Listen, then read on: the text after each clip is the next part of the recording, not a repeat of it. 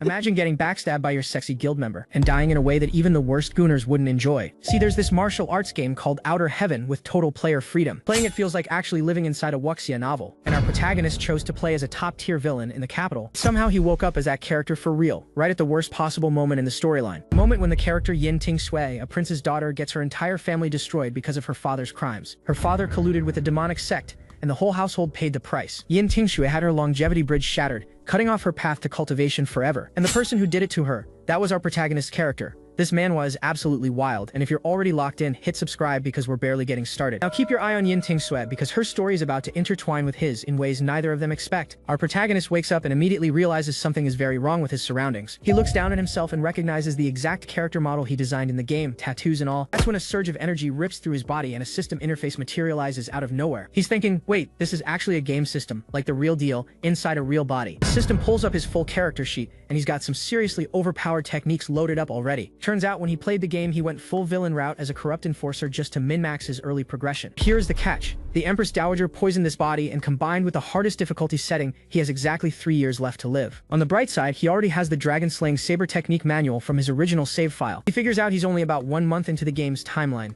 basically right at the start of a brand new save. Wait, just 1 month? That means the raid on Prince Xiang's household is happening right now, and sure enough, outside the rain is hammering the capital, and the entire prince's estate is under siege. He steps out with a servant who confirms that this massive estate belongs to the prince being confiscated. All of Prince Xiang's retainers are locked in the cellar with their meridian points sealed, and his men ask if he wants to inspect them. He says no because he knows exactly what needs to happen here. In his original save file, this is the exact moment where he personally destroys Yin Ting Sui's longevity bridge. But last time, that decision backfired hard because the demonic sect swooped in and rescued Yin Ting Sui, turning her into a weapon of vengeance. So this time, he needs a completely different strategy. No repeating the same mistakes from the previous playthrough. He remembers that Yin Ting Sui's mother told her to be a good person before she died, and that gives him an idea so manipulative it should be illegal, because his wrathful yin-yang technique literally absorbs the hatred and negative emotions of his enemies and converts them into cultivation rewards. He finds Yin Ting Sui through the window, sitting all alone in a dark room, and this is the moment everything starts. She is having nightmares about the black-clad guards destroying her longevity bridge, reliving the same trauma over and over. She wonders if she can ever escape this fate, and honestly at this point she has every reason to be terrified. And right on cue, our protagonist walks straight into her room like he owns the place,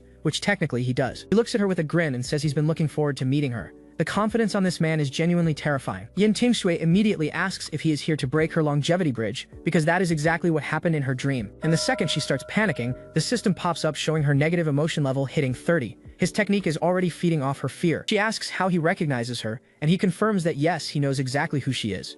Every single detail. He starts dropping knowledge bombs. Prince Huan colluded with the Bright Dark Divine Sect, and his daughter became the Huan princess through that connection. He tells her she was appointed by the former cult leader to become the pure holy maiden, destined to marry into the sect. She is stunned that he knows all this. Now here is where it gets truly unhinged. He grabs her and says the only question that matters is what he should do with her. She fires back with pure rage, calling him ruthless for severing her meridians and destroying her entire clan. And he tells her she is nothing but a toy in his hands now.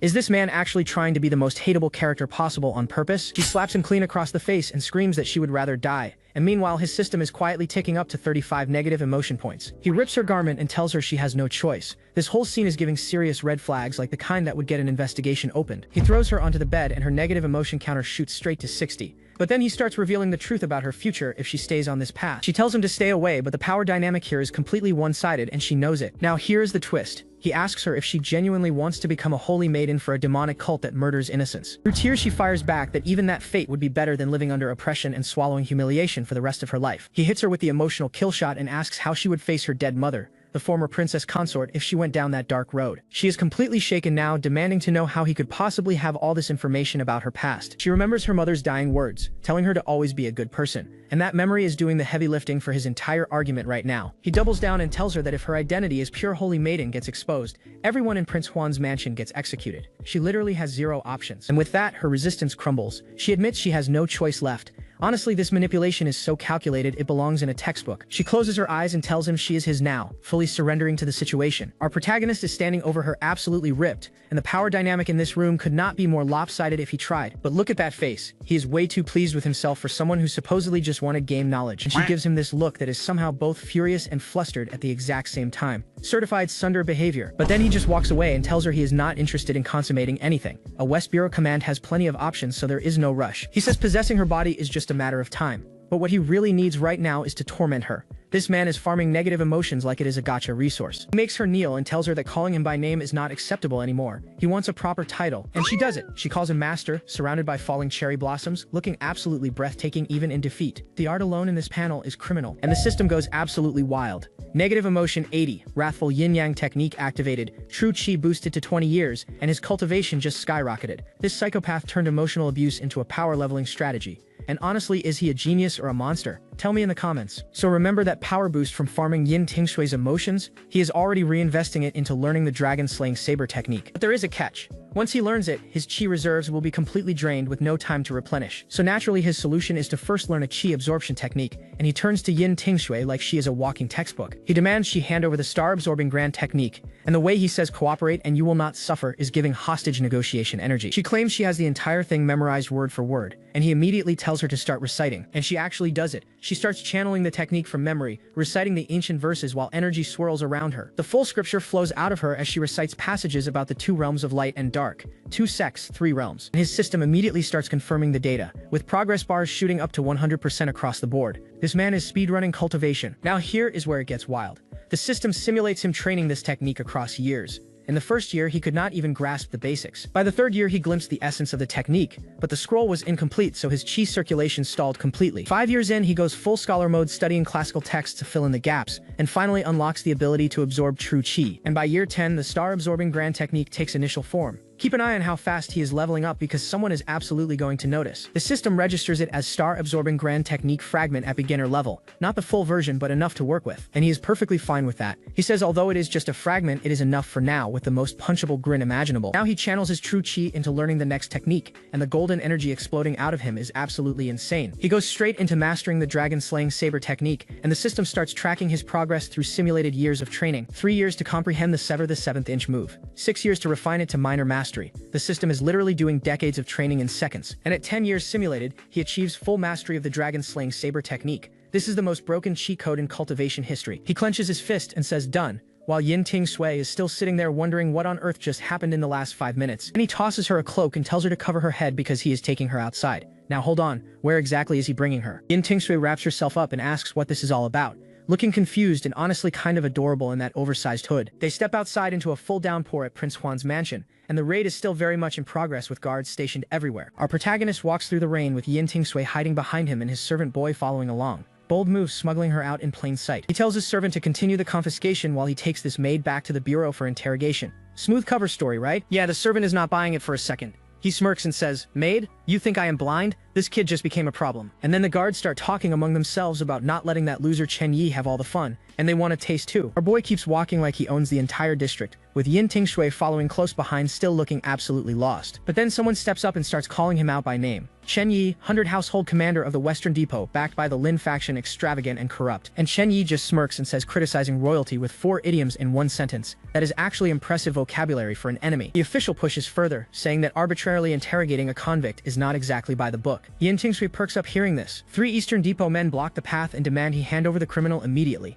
Suddenly, this escort mission just got a lot more complicated, and Yin Tingshui immediately starts talking trash, telling him to look because his retribution has arrived. The audacity on this woman who was crying 10 minutes ago. Chen Yi fires back with regulations, stating the Western Depot outranks the Eastern Depot and asking exactly which rule they are using to block him. But they tell him everyone knows his real strength. He scratches the back of his head like this is barely an inconvenience, saying bold words, but then his tone shifts and he says he did not expect something. He calls out the white-haired official directly as a demonic cultist hiding among the embroidered guards, and the look on that man's face tells you he just hit a nerve nobody was supposed to touch. Chen Yi says he was not even planning to expose him, but since the man walked up and offered himself on a silver platter, and just like that, all 3 guards draw their swords and rush him at once. This is about to be the field test for every technique he just learned. Chen Yi does not even flinch. He tears through them with a single devastating slash that sends bodies flying through the rain. The remaining guards are spinning around in confusion, screaming that he vanished. They cannot even track where he went, but he is already right in the white-haired official's face, asking if he seriously thought those weak moves could handle him. The gap between these two is not even close, and you can see the exact moment this man realizes he severely underestimated Chen Yi. That expression is pure regret. The saber connects with absolutely brutal force, and the carnage that follows is not something you walk away from. The official is in complete shock, asking how Chen Yi can possibly be this fast. Brother, he was never the weakling you thought he was. Chen Yi stands there holding a blood-soaked saber in the pouring rain, and the official can barely stammer out a response. This is the most lopsided fight we have seen so far. And then it clicks. The official recognizes it as Commander Min's dragon-slaying saber technique, and the horror on his face is priceless because that technique should not belong to Chen Yi. Our protagonist is covered in blood, grinning like a maniac, and saying he will gladly take the true chi that was just delivered to him. Is this man a fighter or a tax collector for life force? And there it is. He activates the star-absorbing grand technique and starts draining the demonic cultist's ki directly out of his body while Yin Tingshui watches from a distance. Yin Tingshui is absolutely horrified, thinking this man is terrifying and questioning how anyone could call him all bluff and no substance. Girl, welcome to the new reality. Chen Yi stands over the fallen official like a final boss who just wiped the floor with a tutorial enemy. Then he turns to Yin Tingshui and casually asks if she was not the one gloating just a minute ago about his retribution arriving. The receipts are immediate in this manhwa, and the look on her face right now is a perfect cocktail of shock, fear, and something she absolutely does not want to admit she is feeling. He grabs her face, pulls her close,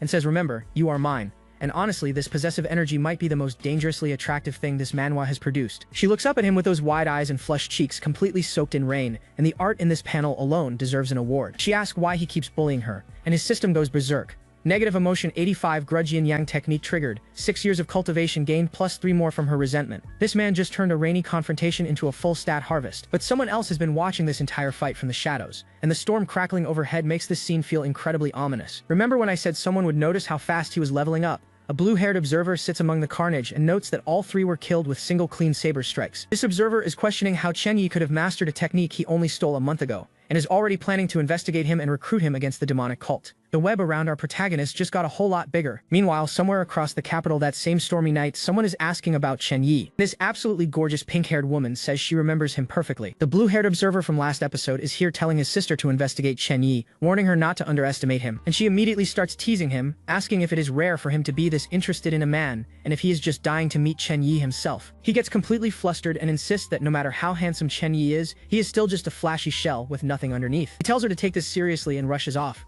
But keep your eye on this woman because her idea of investigating is about to get very creative. She is already planning to dress up and meet Chen Yi personally tonight to find out what he is hiding. This woman has a whole mission briefing going. Meanwhile, Chen Yi is in the bath studying a demonic sect technique manual he found on Song Shengbao, debating whether to pour all his true chi into it. He channels his energy into the manual, and chi starts spiraling through the entire room like he turned his bath into a cultivation chamber. But then he senses something and his whole demeanor shifts instantly, demanding to know who is there. He grabs his robes and launches himself out of the bath after the intruder without a second of hesitation. He bursts outside barefoot with his saber drawn, demanding whoever is playing tricks to show themselves immediately. And then she appears. Min Ming in the most jaw-dropping outfit this manhwa has produced so far, and that bar was already dangerously high. She casually mentions she thinks she has seen him before at the brothel, and Chen Yi is clearly trying to figure out what angle she is playing here. She presses further, saying he was one of her clients too, and Chen Yi just goes completely silent. The original body's history is catching up to him. She leans against his doorframe looking absolutely devastating and invites him to come inside and talk. This is the most elaborate honey trap I have ever witnessed, and Chen Yi hits her with the reverse card, asking if she really wants to go inside with him. The energy in this scene just flipped completely. She doubles down, saying just for one night and she will even pay him. Is she investigating him or speedrunning a dating sim? Genuinely hard to tell. Chen Yi says since she insists, he will gladly fulfill her request, and sweeps her off her feet in one motion. She is completely pinned underneath him, calling him impatient with hearts literally floating everywhere. The art team knew exactly what they were doing with this panel. But wait, because that is a saber now pressed against her and the romantic atmosphere just evaporated in half a second. He tells her straight up that seducing him comes at a price. This man was never fooled for a single second, and honestly that might be the coldest rejection in this entire series. The wildest part is she looks even more flustered now than when she was trying to seduce him. Make that make sense. His system identifies her as Min Ming, possessing 10 years of foreign true chi, and she thanks him for paying her instead. This girl is still flirting with a blade at her throat. She calls out the soft-bone sword technique in his name, which means she already knows way more about him than she was letting on. Chen Yi is processing hard right now, realizing she was supposed to be working at Baihua Brothel and wondering if taking Yin Tingshui caused a butterfly effect that changed the whole plot. Min Ming drops the act entirely, sitting on the floor and begging Commander Chen to spare her, insisting she means no harm. Chen Yi demands to know who sent her, and she admits she came on her own after hearing he brought a pretty maid back from the prince's manor. He reminds her that breaking in at night is a capital offense. He locks eyes with her and says he could kill her right here on the spot,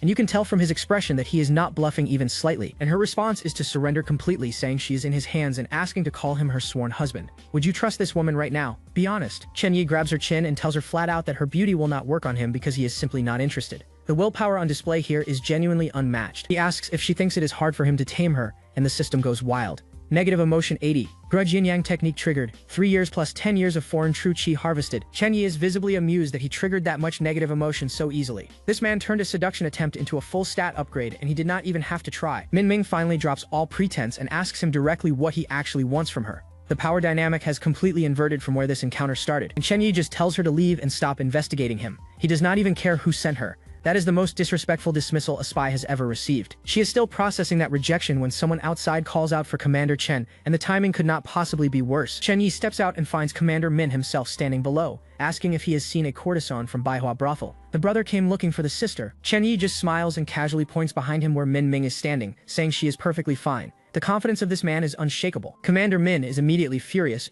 but Chen Yi calmly explains she asked him to take her in and he refused. The look on that blue-haired kid's face is pure murder. Commander Min draws his blade and threatens that harming a fellow officer's relative means 40 lashes and losing his title. Chen Yi insists he genuinely did not touch her. But then Commander Min sheaths his sword and shifts gears entirely, saying he has a task he needs Chen Yi's help with. That escalation and de-escalation gave me whiplash. He explains that Prince X colluded with the demonic sect, and while the leader was caught, remnants are still active in the capital. He orders Chen Yi to help hunt them down. Chen Yi smirks and says demonic sect remnants must absolutely not go unpunished. But we all know what he is really thinking about is how much chi he can drain from them. Now here is where things get bigger. Chen Yi recalls a dungeon event called the Demon Cleansing Blessing Altar, set up by Sword Mountain and Shangqing Dao to purge demons from the capital. Massive ritual pillars with bound captives line the altar grounds, and the observers note it is almost time for the ceremony to begin. This event is on a scale we have not seen before. Meanwhile, the rank-and-file soldiers are gossiping over tea about how Senior Aunt Zhou has been acting strange, going straight to the tea house without saying a word to anyone. And we get our first look at Zhou Yitang. She arrived early and seems to be waiting for someone specific,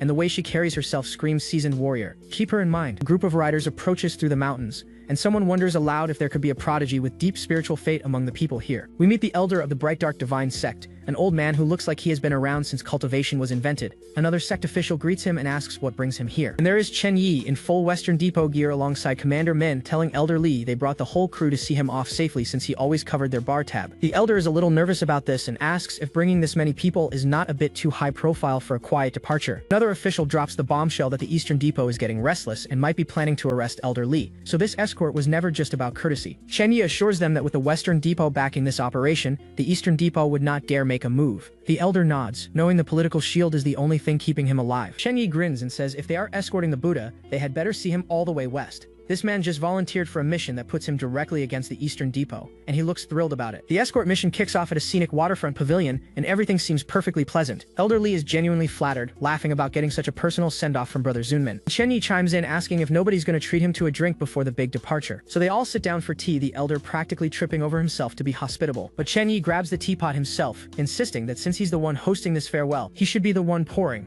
And that smile right there is doing a lot of heavy lifting. The elder accepts the cup with genuine gratitude, not a single alarm bell going off in his head. He drinks the whole thing without hesitation. Remember this tea because it matters more than you think. A massive ship rolls up to the nearby port right on schedule. It pulls right up to the dock, ready to carry the elder out west to safety. The elder stands up and thanks everyone, saying the boat has arrived and it is time to board. Chen Yi wishes him safe travels with his hand covering his mouth. Look at that expression and tell me nothing is wrong. Because the second the elder turns away, dark energy starts surging through his entire body. He collapses face first onto the ground, coughing up blood everywhere while people scream for help. And there it is. The tea Chen Yi personally poured was poisoned the entire time. This man served death with a smile. The poison is destroying him from the inside, and the agony on this man's face is genuinely difficult to look at. In the chaos, a blade is drawn. The whole scene goes blood red. Chen Yi is standing there with a bloodied blade, demanding the Western Bureau help him eliminate this evil. He framed the cultists for his own attack. Commander Min falls for it completely, ordering every soldier to follow Chen Yi and wipe out the remaining devil cultists. The troops charge forward without question, and Chen Yi just unlocked an all-you-can-eat chi buffet. He tears into the cultists with zero mercy, every swing backed by killing intent that would make a demon blush. Every hit is calculated to draw blood and ki at the same time. The system confirms 60 years of chi drained from elderly Shengling.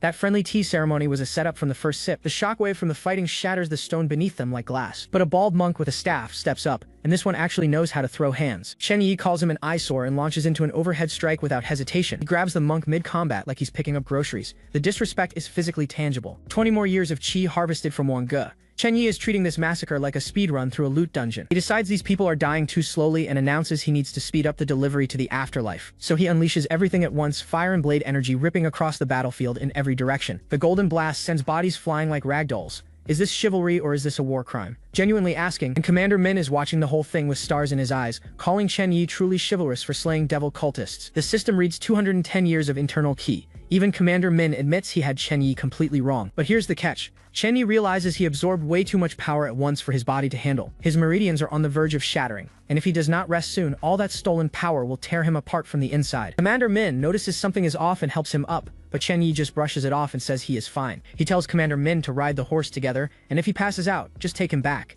These two sharing a horse through the capital is objectively the funniest image of this entire series. And then Chen Yi hands back the dragon-slaying blade technique scroll, which catches Commander Min completely off guard because why would you return something that powerful? Now here is where things go completely off the rails. Chen Yi casually asks if anyone has mentioned his subordinate Chen Zunming. He asks Commander Min directly if he knows that Zunming has romantic feelings for him, a fondness between men. He says this with an absolutely straight face while they are sharing a horse. Commander Min's negative emotions immediately skyrocket to 92. This poor kid just had his entire worldview demolished on horseback. He starts screaming at Chen Yi to let go of him, completely losing every shred of composure he had left. And that was all Chen Yi needed. The resentment yin-yang art activates, harvesting 70 years of true chi plus a bonus from Min Ning's emotional meltdown. This might be the most sociopathic power-up method in all of fiction. Meanwhile, across the capital, people are already gossiping about the young leader with the terrifyingly fierce blade techniques. Over at a private table, a disciple from Yin Sword Mountain says all the sisters are talking about him, but her master has a much sharper take. She says his martial arts are excellent, but he walks the path of killing, not saving. But then she says she has not seen him in years, and he has gotten thinner.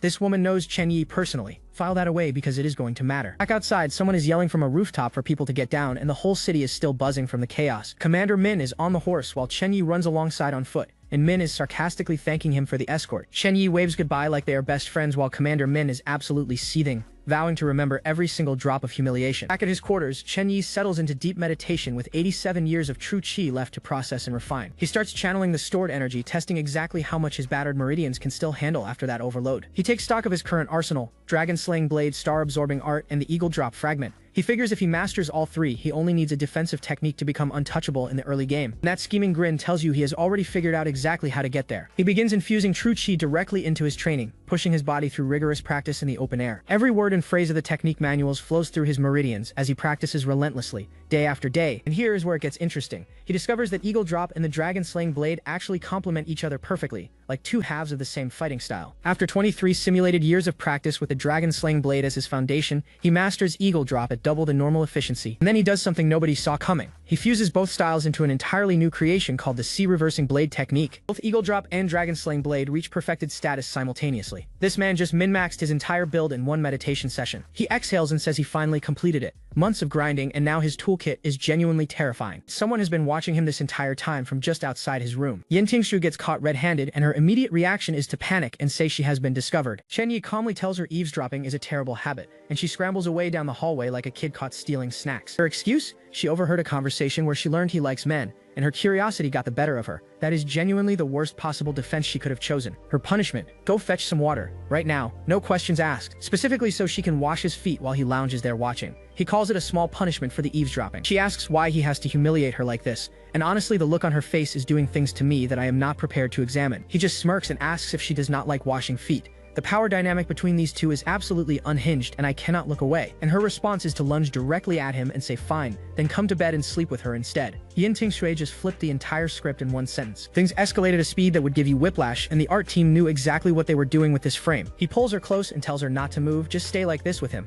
Whatever happened to liking men, Chen Yi? She is lying there completely flushed, thinking if this man supposedly likes men, then what exactly is he trying to do with her right now? Honestly, fantastic question. Meanwhile, at the Eastern Depot headquarters, things are already in motion. Eastern Depot director Su Yu is having himself a nice cup of Bibo Dragon, well, tea, completely unbothered. But his peaceful evening gets interrupted when a subordinate bursts in with some very inconvenient news about the Devil Sect members. Not a single one of them boarded the ship. Chen Zunming turned on them and beheaded all 16, no survivors. The subordinate is confused because the divine cult already had a deal with Chen, and the guy is known for corruption. Director Su decides this cannot slide and Chen needs to be taught a lesson. The subordinate suggests filing a formal report and drops a juicy detail about Chen taking a maid from Prince Xiang's residence. But there is a complication. Chen is under Grand Secretary Lin's protection. Xiu Yu does not care one bit because he is also under Grand Secretary Lin. He declares he will go to the palace himself tomorrow. A mere 100 household officer defying the Eastern Depot. He sees it as target practice. 2 days pass, and now watch how Chen Yi handles this, because it might be the most calculated performance in the entire series so far. He shows up at the Western Depot to meet director Wu Qingsheng,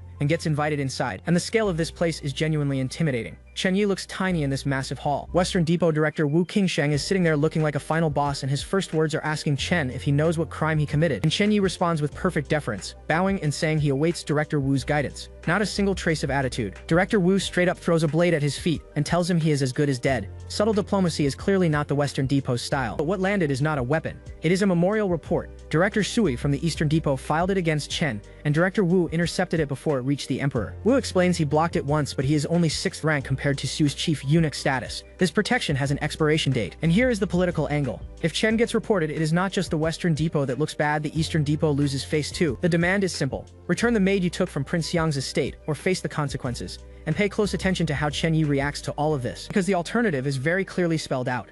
Refuse, and the only path left is a violent one. Chen Yi thanks Director Wu for the reminder, says he knows exactly what to do, and bows like the most obedient soldier you have ever seen. He agrees to stay out of the Eastern Depot's business, and says understood without a shred of resistance.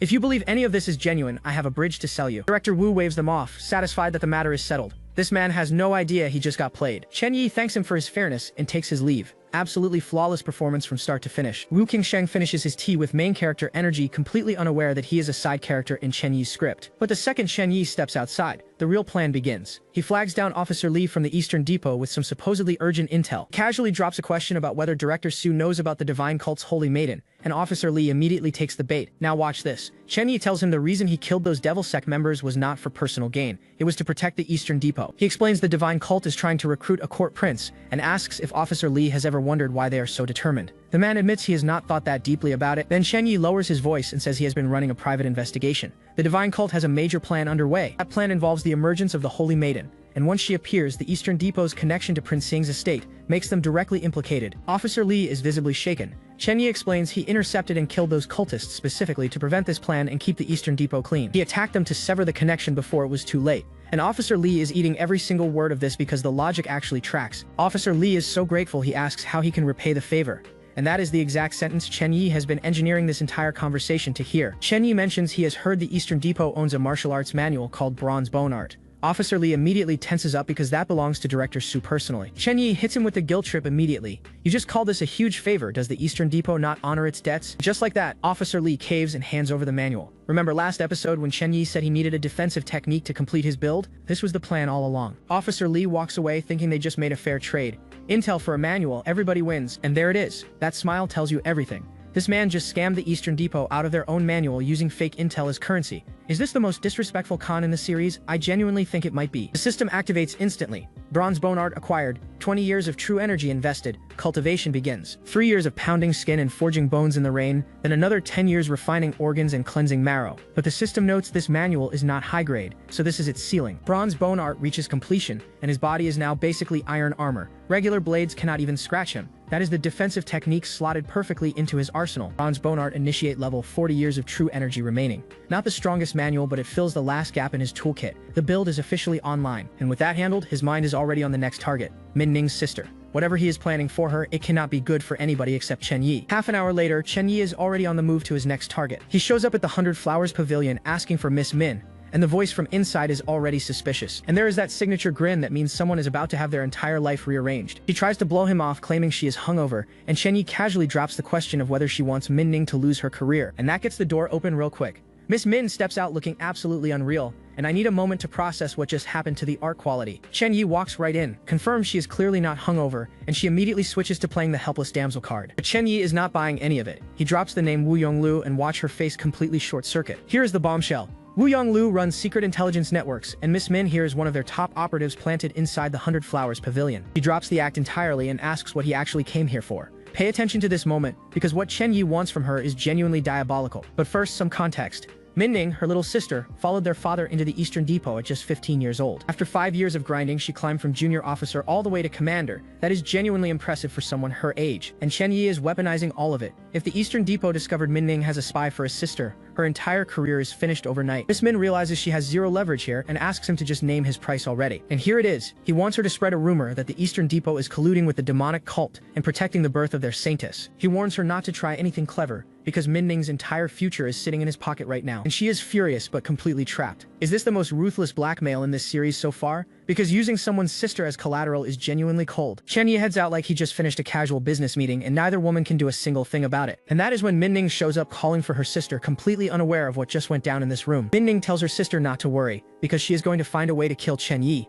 Oh, this poor girl has absolutely no idea what she is walking into. The next day arrives, and Chen Yi has something very specific planned that involves their new little assassin wannabe. Min-Ning starts tailing Chen Yi through the corridors, and she clearly thinks she is being slick about it. Except Chen Yi picks up on the tail almost immediately, because of course he does. Min-Ning is still following, wondering where exactly this man is headed on his day off. He confirms it is her, and instead of shaking the tail, a much more devious idea takes shape. He decides if she wants to follow so badly, he will give her a performance worth watching, and that thought alone should terrify you. He leads her straight to a demonic cult outpost hidden in the suburbs, and Min-Ning is following every single step of the way. He walks right up to the hideout door and knocks like he owns the place. Someone inside peeks through the gap and asks who he is, which is fair, given this is supposed to be a secret cult hideout. Chen Yi starts reciting the demonic cult passphrase about the great Ming-honored Buddha restoring the world. How does he even know this? And just like that, the door swings open. The cultist says he is one of their own and invites him inside without hesitation. Chen Yi strolls into a full demonic cult hideout, and Min-Ning sneaks in right behind him. This is getting incredibly dangerous, incredibly fast. One of the cultists immediately gets suspicious and notices Chen Yi is wearing an embroidered uniform guard outfit. That should be a death sentence in here. The elder steps in and says they have spies everywhere, so an unfamiliar face is not unusual. Though he does admit Chen Yi looks suspicious. The elder draws his blade and demands Chen Yi state his name and prove himself. One wrong answer here and this turns into a fight scene real. Chen Yi does not even flinch. He starts reciting advanced cult scripture about the Big Dipper, 2 realms of light and darkness, all of it flawless. And then he demonstrates an actual cult technique called the star-sucking great art. The elder nearly falls off his throne recognizing it. Chen Yi introduces himself as Song Shengbao and pledges full allegiance to the cult, a completely fabricated identity delivered with zero hesitation. And watching all of this from behind the door is Min-Ning, who now believes she just witnessed Chen Yi reveal himself as a demonic cult member. Her brain is spinning. He used the star-sucking great art on her sister. He is using a fake name and he killed cult members before. Meanwhile, Chen Yi is already feeding the elder a story about the Eastern Depot just playing hard to get. This man is running a con inside a con, and Min-Ning is the audience he handpicked to witness all of it. Chen Yi is laying it on thick now, telling the cult that the East Factory has been biding their time, waiting for the perfect moment to round them all up and earn a fat promotion. He paints them a picture of what already happened, how the East Factory reached out to the West Factory to intercept and slaughter their brothers from the Holy Sect. And then he drops the real poison. He says the East Factory is using them as a borrowed knife, and if the cult keeps trusting them, the Saintess herself will be in danger. And there is Min-Ning, still hiding behind that door, absorbing every single word. She is hearing Chen Yi claim they already know about the Saintess arriving. Chen Yi presses harder, urging the elder that the East Factory is already investigating the Saintess, and if they do not move now, the entire Holy Sect is finished. Now remember that rumor Chen Yi blackmailed Miss Min into spreading about the East Factory protecting the Saintess? The elder is already hearing it from his own network, and it lines up perfectly with everything Chen Yi is saying. The elder starts connecting the dots himself now. He asks if Chen Yi is saying the East Factory deliberately leaked information about the Saintess just to have an excuse to surround and crush them. And that realization hits hard enough to crack the table. The con from last episode is paying off in real time, and Chen Yi did not even have to force it. The red-haired cultist is already fired up, shouting that if the East Factory wants to play dirty, then the cult should strike first without any guilt. But the elder is not that easy to push. He reminds everyone the East Factory has enormous power, and cutting ties could backfire catastrophically. The red-haired cultist fires back, asking what is wrong with taking a risk for the Saintess. His devotion is genuine, which makes him the most dangerous person in this room for Chen Yi's plan. And Chen Yi, masterclass manipulator that he is, tells the elder he has said everything he needs to say and he is leaving. He drops the bomb and walks away like a man who knows the fuse is already lit. Meanwhile, Min-Ning is processing all of this alone, and the only thought running through her head is that this man is far too dangerous. She makes a decision right there. She has to find out who he really is. Keep an eye on this moment, because her curiosity is about to cost her dearly. Just like that, she trips a defensive trap. Green energy floods the room and catches her completely off guard. She immediately realizes how badly she just messed up, but the trap is already doing its work and there is no undoing this. She tries to reach for an escape, hands scrambling toward anything solid, but the poison or whatever this gas is has already started taking hold. Back in the main hall, both Chen Yi and the elder notice something is wrong at the exact same time.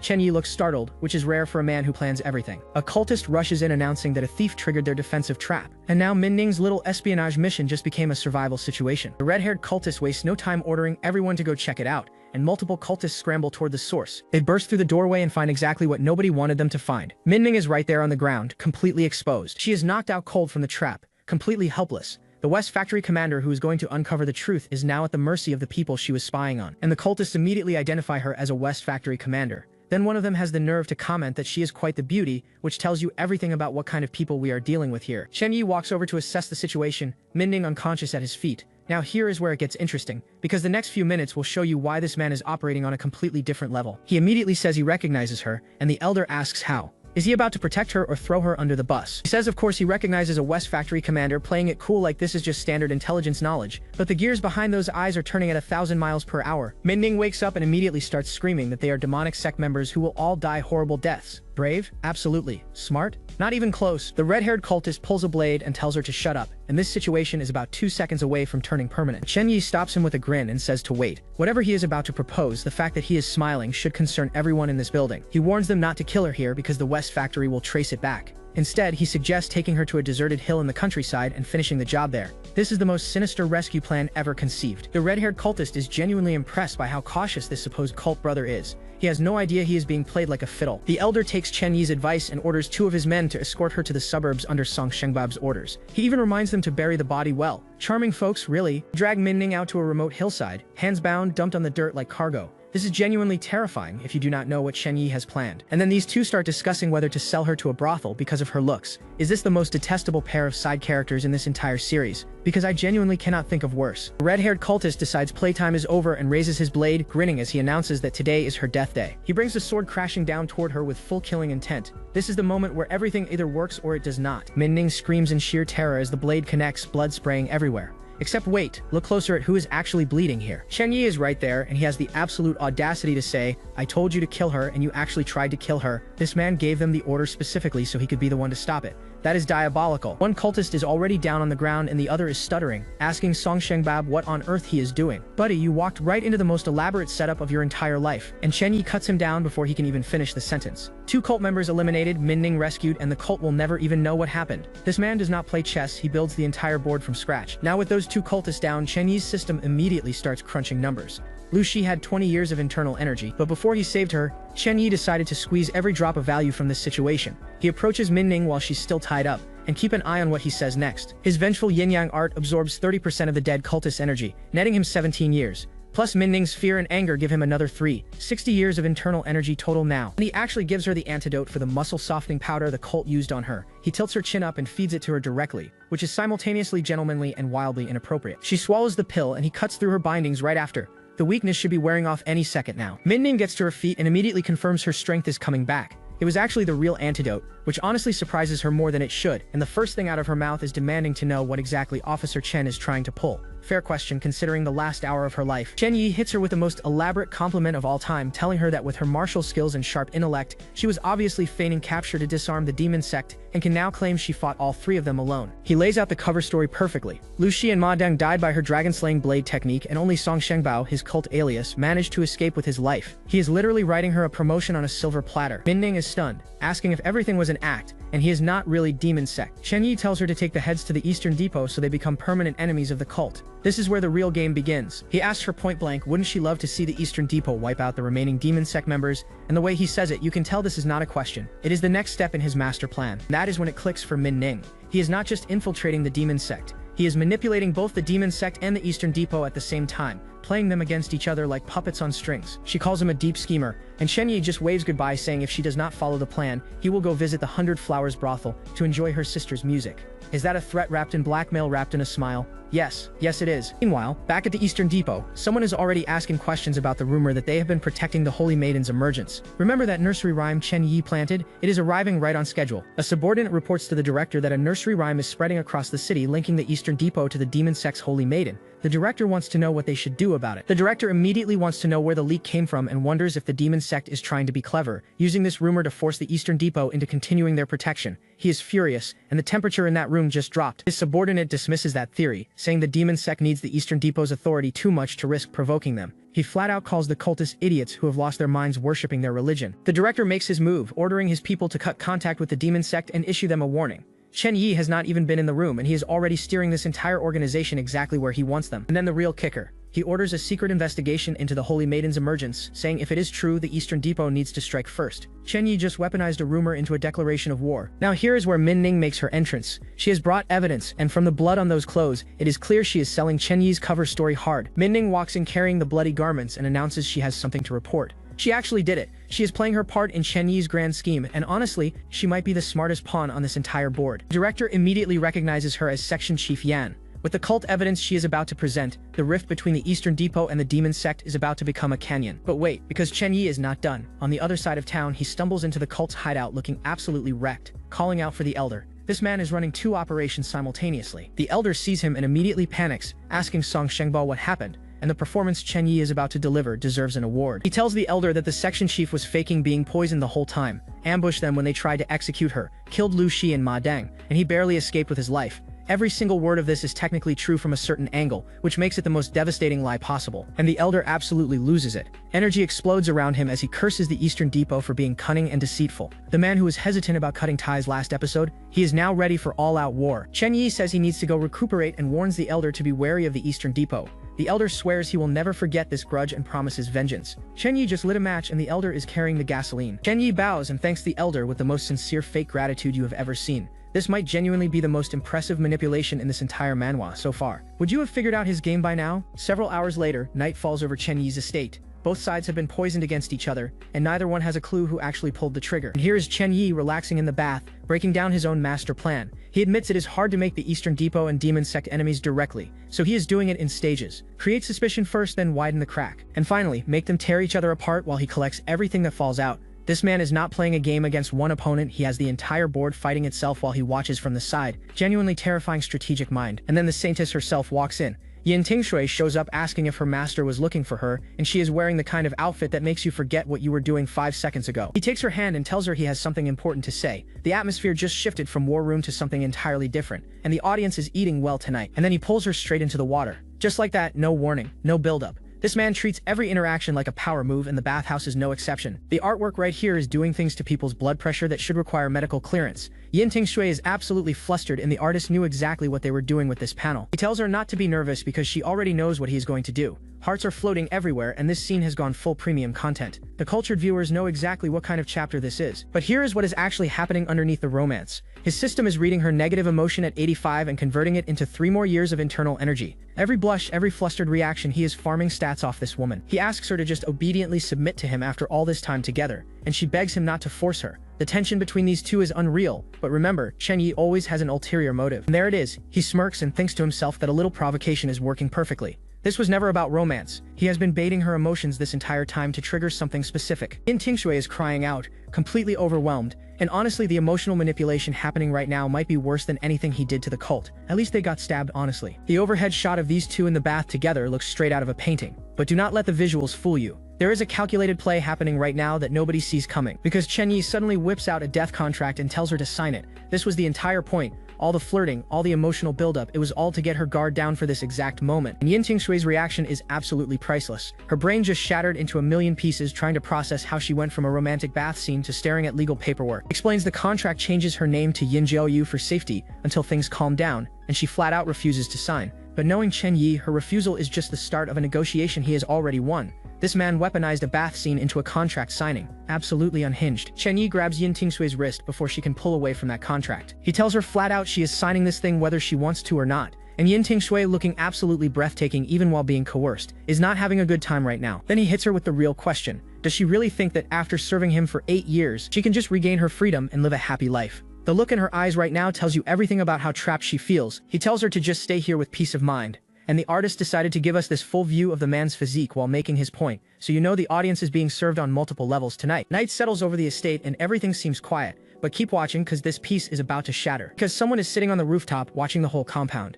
Pay attention to this person because what she does next changes everything tonight. She drops into the courtyard without making a sound. Whoever this woman is, she moves like a professional. And she announces that Commander Chen's grievances with her should be settled now. So she has personal history with our boy, and she is here to collect. That look in her eye says this is not a social visit. Yin Tingshui immediately realizes something is wrong. The blue-haired intruder has already found where the saintess was hiding. These two are face to face, and Yin Tingshui does not look like she was expecting company. Meanwhile, Chen Yi is casually calculating that the demonic cult should be making their move right about now. He starts to mention Yin Tingshui, and that is when it hits him. Something is wrong.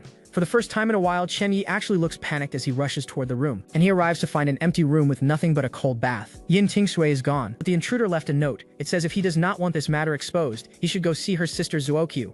Chen Yi realizes someone was here and took his most valuable pawn right from under his nose. But instead of anger, he smirks and thinks that is just perfect. Is there a single curveball this man cannot turn into a three-pointer? Honestly, at this point I would be scared if Chen Yi looked worried. The next day, somewhere out in the countryside, we find ourselves at a remote cabin. The blue-haired woman is pacing around wondering why Chen Yi has not shown up yet. Did she not leave obvious enough clues? And Yin Tingshu casually suggests maybe he went to her sister's place instead. The kidnapper's own trap might have sent him to the wrong address, but then she perks up and grins because someone has arrived. She thinks her bait finally worked, except that is not Chen Yi at the door. A blade comes straight for her face, and this situation just took a very different turn. Demonic cult just kicked down the wall, screaming that the Eastern Depot actually did kidnap the Saintess. Remember how Chen Yi poisoned both sides against each other last episode? And the blue-haired woman immediately realizes she is in deep trouble. She did not plan for this at all. But this is not just a small raiding party. The entire demon cult has mobilized against the Eastern Depot, declaring them untrustworthy and calling for total war. Chen Yi's domino chain from last episode is falling perfectly. Back at headquarters, the director demands to know what is happening. His subordinate tells him the demonic cult suddenly turned on them and is attacking. The man who ordered the investigation is now living the consequences of a war he did not start. The director does not hesitate. He draws his blade with enough force to crack the air around him and orders everyone to follow him.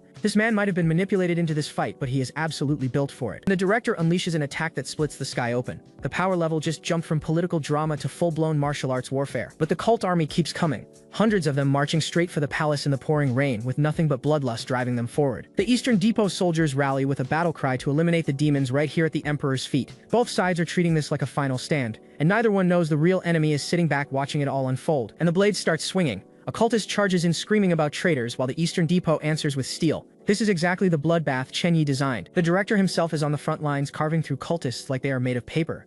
This man is genuinely terrifying when he stops sitting behind a desk. Then he makes it personal. He orders every Eastern Depot agent to kill the demonic cult Saintess on sight, no questions asked. That order just made Yin Tingshui a target for both sides simultaneously. Would you still want to be anywhere near her right now? The rain keeps falling over the city as an all-out war rages between two factions that should never have been fighting in the first place. And our blue-haired kidnapper is now fleeing through the rain with Yin Tingshui in tow, panicking about how the demonic cult found them. She went from hunter to babysitter in the span of about 10 minutes. The cultists spot them and shout that the Saintess is with that Eastern Depot agent. So now they think this woman is from the depot, which makes her a double target. Cultists start dropping from the rooftops, screaming to save the Saintess. And Yin Tingshui, looking absolutely devastating even while being fought over in a monsoon, is caught in the middle of a rescue she never asked for. They are completely surrounded now. The blue-haired woman curses that they caught up, and the situation has gone from bad to catastrophic in record time. A cultist charges with his blade, demanding she release the Saintess. They are not interested in talking this out. She is blocking strikes from every direction and already bleeding. She knows she cannot keep this up and needs to break free immediately, but against this many opponents those odds are looking grim. And that is where we leave her, outnumbered, wounded, and caught in a war she walked herself into.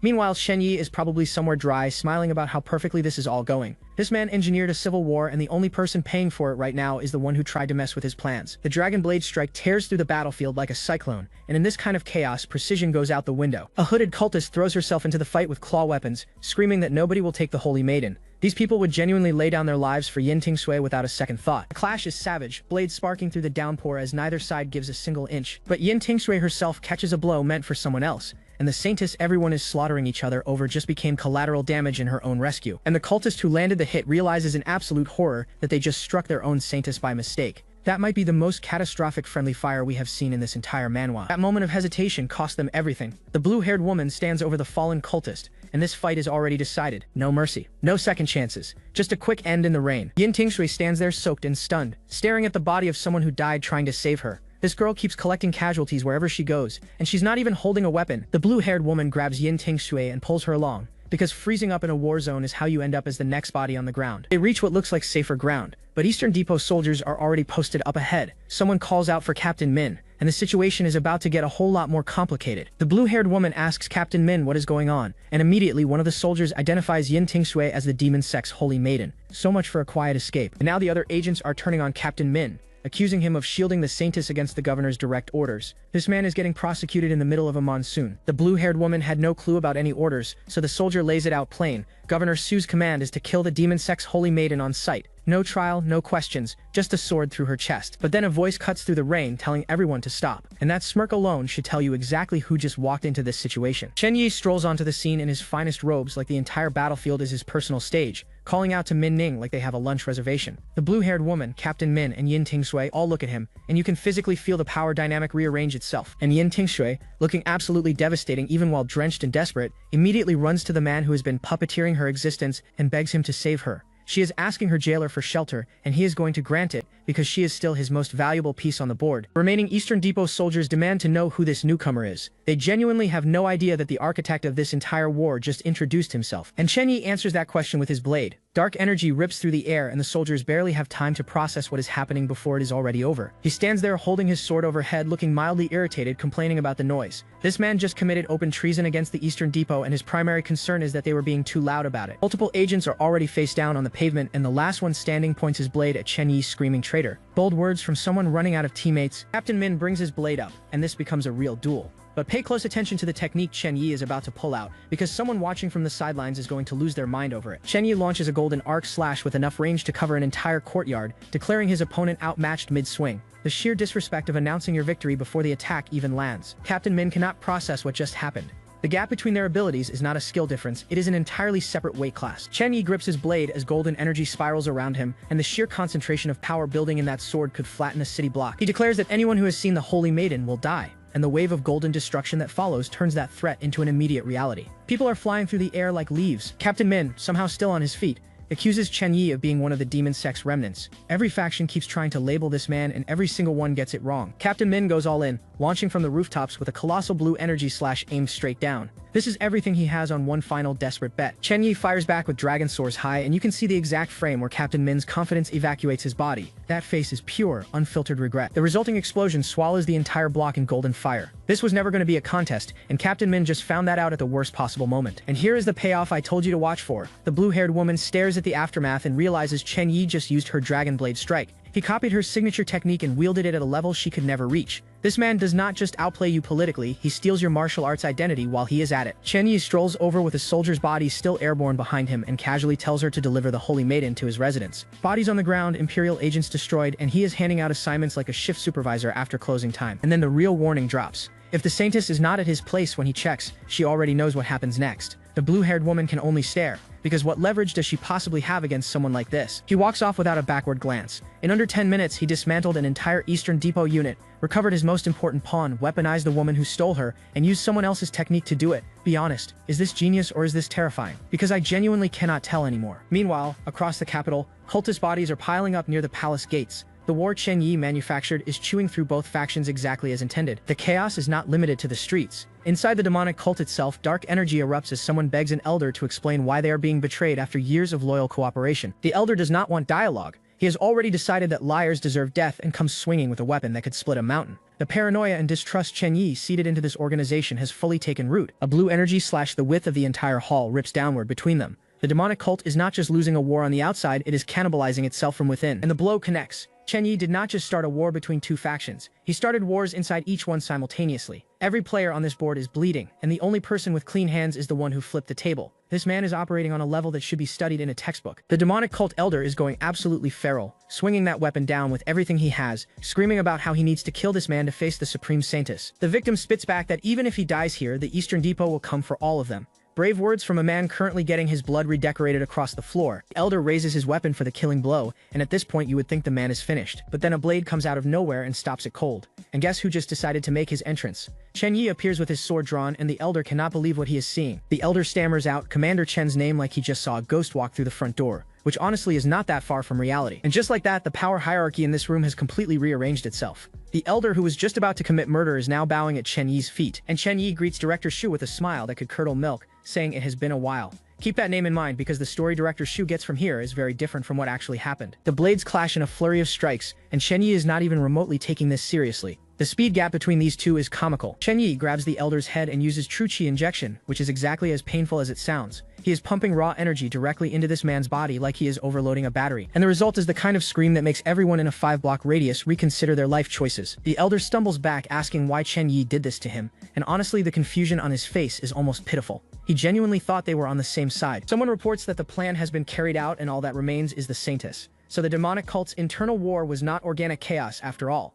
Chen Yi orchestrated every single betrayal from the inside. Outside in the rain, the white-haired woman faces Chen Yi, and whatever conversation they are having right now is building toward a decision that will reshape the entire political landscape. She tells him to find a scapegoat, and it can all be covered up. This woman is not innocent, she is a co-conspirator, and the two of them are about to pin this entire massacre on a dead man who cannot defend himself. But then something catches Chen Yi's attention. Someone is approaching, and whatever mood he was in just shifted instantly. The Eastern Depot soldiers are looking for Commander Chen, but nobody knows where he went. His whereabouts are currently unknown, which is a polite way of saying this man was just murdering people 3 blocks away and walked back like nothing happened. And right on cue, Chen Yi appears at the entrance of Director Wu's quarters and announces himself as a subordinate reporting for duty. The timing on this man is surgical. Director Wu wants to know what happened and why a Western Depot captain is the first person on the scene, which is actually a very reasonable question that Chen Yi is about to answer with the most elaborate lie of his career. Chen Yi stands before Director Wu and his entire squad, and what is about to unfold is a masterclass in political manipulation. Watch this man turn a massacre he caused into a promotion he earned. Chen Yi turns the accusation right back on Director Wu, asking if he is being suspected of meddling. And the smirk on his face while saying it tells you he already knows he has this man cornered. Director Wu immediately backtracks, stumbling over his words. The man went from interrogator to apologizer in under 3 seconds. And here comes the cover story. Chen Yi claims his martial arts are meager and far inferior to Director Shu's, then drops that Commander Li secretly gave him the bronze bone technique as a sign of fraternal bonds between the two depots. Every word out of his mouth is calculated. He even brings up Commander Li as a witness, and sure enough, someone confirms the story is true. Chen Yi did not just prepare a lie, he prepared an entire alibi ecosystem with corroborating witnesses. Chen Yi turns and walks away, but someone is watching him with eyes that are not buying a single word of this performance. Remember those eyes, because this person's suspicion is going to become very important. He continues the act, calling Director Sui half his master since the man compiled the very technique manual he learned from. He asks how he could possibly interfere after receiving such a gift. The sheer nerve of praising the man you just had killed. And Director Wu completely folds. He apologizes to Chen Yi and says he only regrets his own incompetence for not being able to save Director Shu. This man is apologizing to the person who orchestrated the murder. Chen Yi launches into a whole speech about Director Su's noble sacrifice, asking Director Wu to report the truth to the higher-ups. He is eulogizing his own victim in the rain like a Shakespearean actor who also happens to be a war criminal. He gestures toward the fallen Eastern Depot soldiers, calling them brothers who fought fearlessly to the death,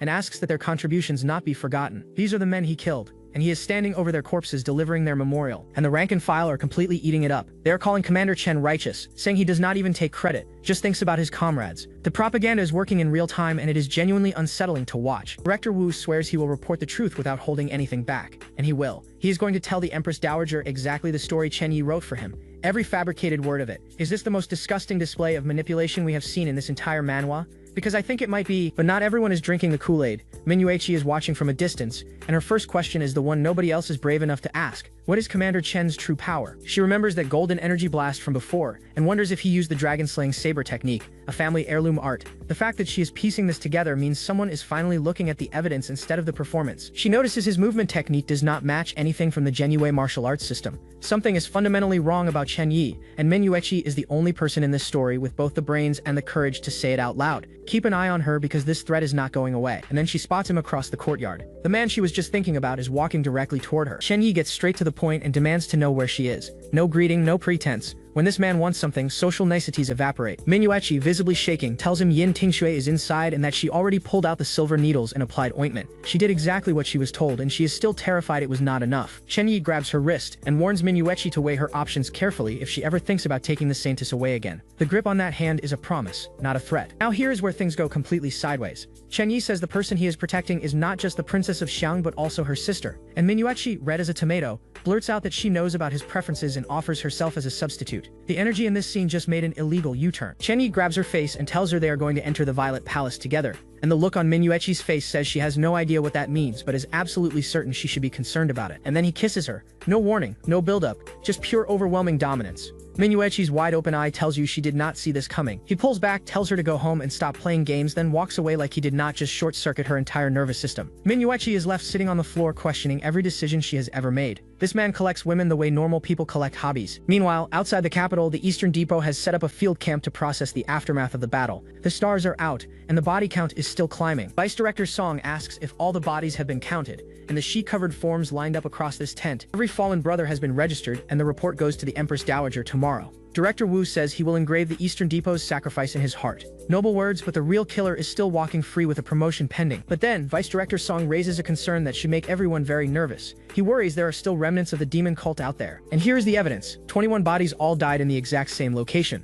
That is not a battle, that is an execution site. Director Wu wants to know why that matters. And honestly, the answer should terrify him, because every single guard was killed in one blow, 2 at most. Whoever did this was not fighting a battle. They were taking a walk and deleting people along the way. And here is the part that does not add up. Director Suo is a 5th-rank martial artist. To take him down alongside 21 guards in one location requires someone operating at a completely different level. Vice Director Song drops the conclusion. The demon cult still has a master out there, and that master is currently missing. We know exactly who that master is, and he just got a standing ovation from the people hunting him. Director Wu asks if they are dealing with a 6th-rank fighter, and Song says it might be even higher than that, because the mystery master apparently teamed up with a demon cult elder to take down Director Suo. The investigation is getting uncomfortably close to the truth, and nobody in this room realizes it. A messenger interrupts to say that Elder Lin has sent someone to see them, and the timing of this visit is way too convenient to be coincidence. Director Wu remarks that Elder Lin's intelligence network is impressively fast, then orders the visitor to be let in. He has no idea he is about to get politically outmaneuvered by a man half his age, and who walks in but the second young master Lin himself. Long silver hair, elegant robes, a smile that could negotiate world peace and start 3 wars simultaneously. Director Wu nearly falls over in shock because Elder Lin did not just send a messenger, he sent his own son. The 3 of them stand in that tent,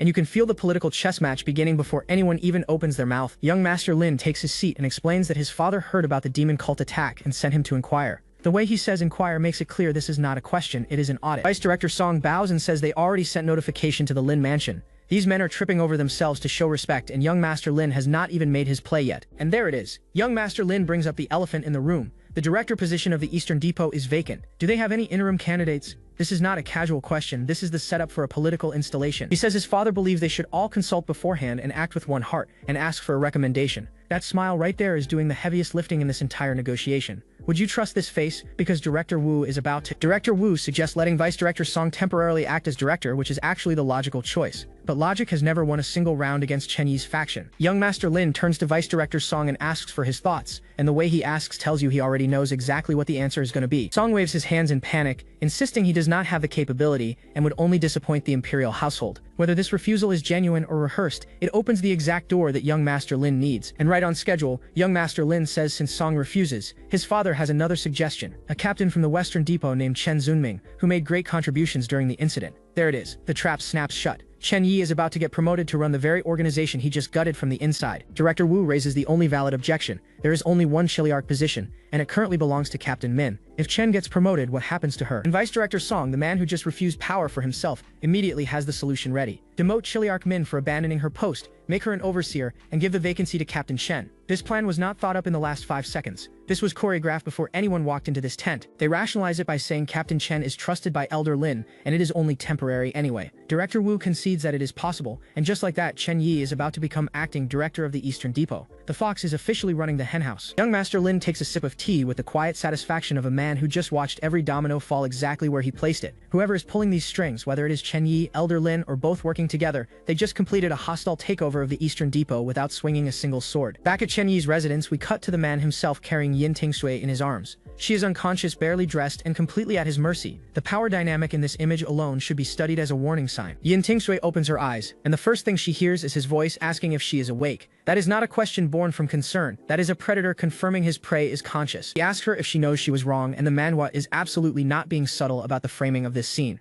Yin Tingsui is on full display, and Chen Yi is sitting there like a judge at a trial where the verdict was decided before it started. She reaches toward him, and the vulnerability in that gesture is almost heartbreaking if you forget for a single second that this is a woman reaching out to the man who orchestrated every terrible thing that happened to her. He asks if she will dare to run away again, and she says she would never. The saintess of the demon cult, kneeling and promising obedience, Chen Yi has not just captured her body, he has broken something fundamental about her will to resist. He leans in and tells her that next time she runs, he will not only possess her but do something much worse. The way he delivers that line should qualify as a Geneva Convention violation. He promises to make her pay an unbearable price, and the smile on his face while saying it is the most unhinged thing we have seen from him yet. This man switches between political genius and certified menace with zero buffer time. But then the tone shifts completely. He tells her there is good news. The demon cult's saintess is officially dead. Yin Tingsui stares at him with 4 question marks floating above her head, because she is very much still alive. Chen Yi explains that he had someone impersonate her and die in the demonic cult hall in her place. He faked the saintess's death. The Eastern Depot thinks she is gone. The demon cult thinks she is gone, and the only person who knows she is alive is the man who owns her completely. He tells her he has done so much for her,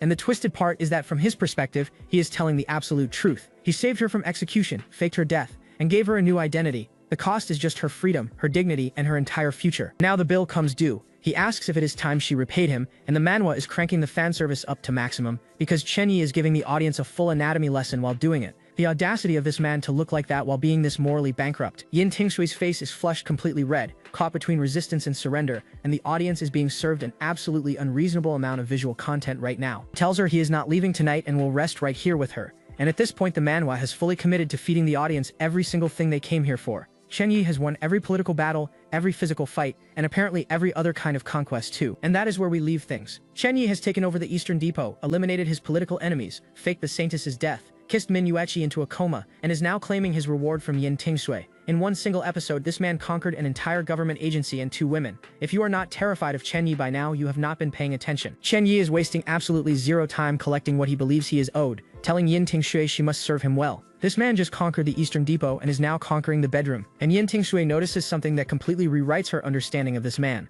Apparently everyone in the capital thinks Chen Yi prefers men, and she is now getting first-hand evidence that this reputation might be entirely fabricated. He answers that question with zero ambiguity. The man who the entire court believes has no interest in women is currently disproving that theory with extreme prejudice. But right in the middle of things, someone calls out that the Regent Master is looking for him. The comedic timing of this interruption is genuinely criminal. A quarter of an hour later and Chen Yi is sitting there looking like a man who is forced to pause a cutscene at the worst possible moment. Duty calls, even for a man with his particular set of priorities. So he heads to the palace under the night sky, where the political game that never sleeps is about to demand his full attention. Chen Yi arrives and greets young Master Lin and Director Wu, but they cut straight to the point. No need for formalities, they have an important matter to discuss. And when powerful people skip pleasantries, you know the conversation is about to be anything but pleasant. Now here's what Chen Yi already knows. The Lin faction is despised by everyone, common people and court officials alike, yet nobody can touch them, so why would the son of the most corrupt man in the empire come looking for him personally? Chen Yi plays it perfectly, wondering aloud what matter could possibly require young Master Lin to come in person. He already knows the answer, but watching a master manipulator pretend to be humble is entertainment in itself. And there it is. Director Wu drops the bomb that young Master Lin has personally recommended Chen Yi as the temporary successor for Chief of the Eastern Depot. Director Wu can barely contain his surprise, but keep your eye on Chen Yi in the background, completely unfazed. Chen Yi puts on his most convincing humble face and says the matter requires careful consideration. This man killed the previous director, engineered his own promotion, and is now pretending like he needs time to think about it. Young Master Lin does not take no for an answer.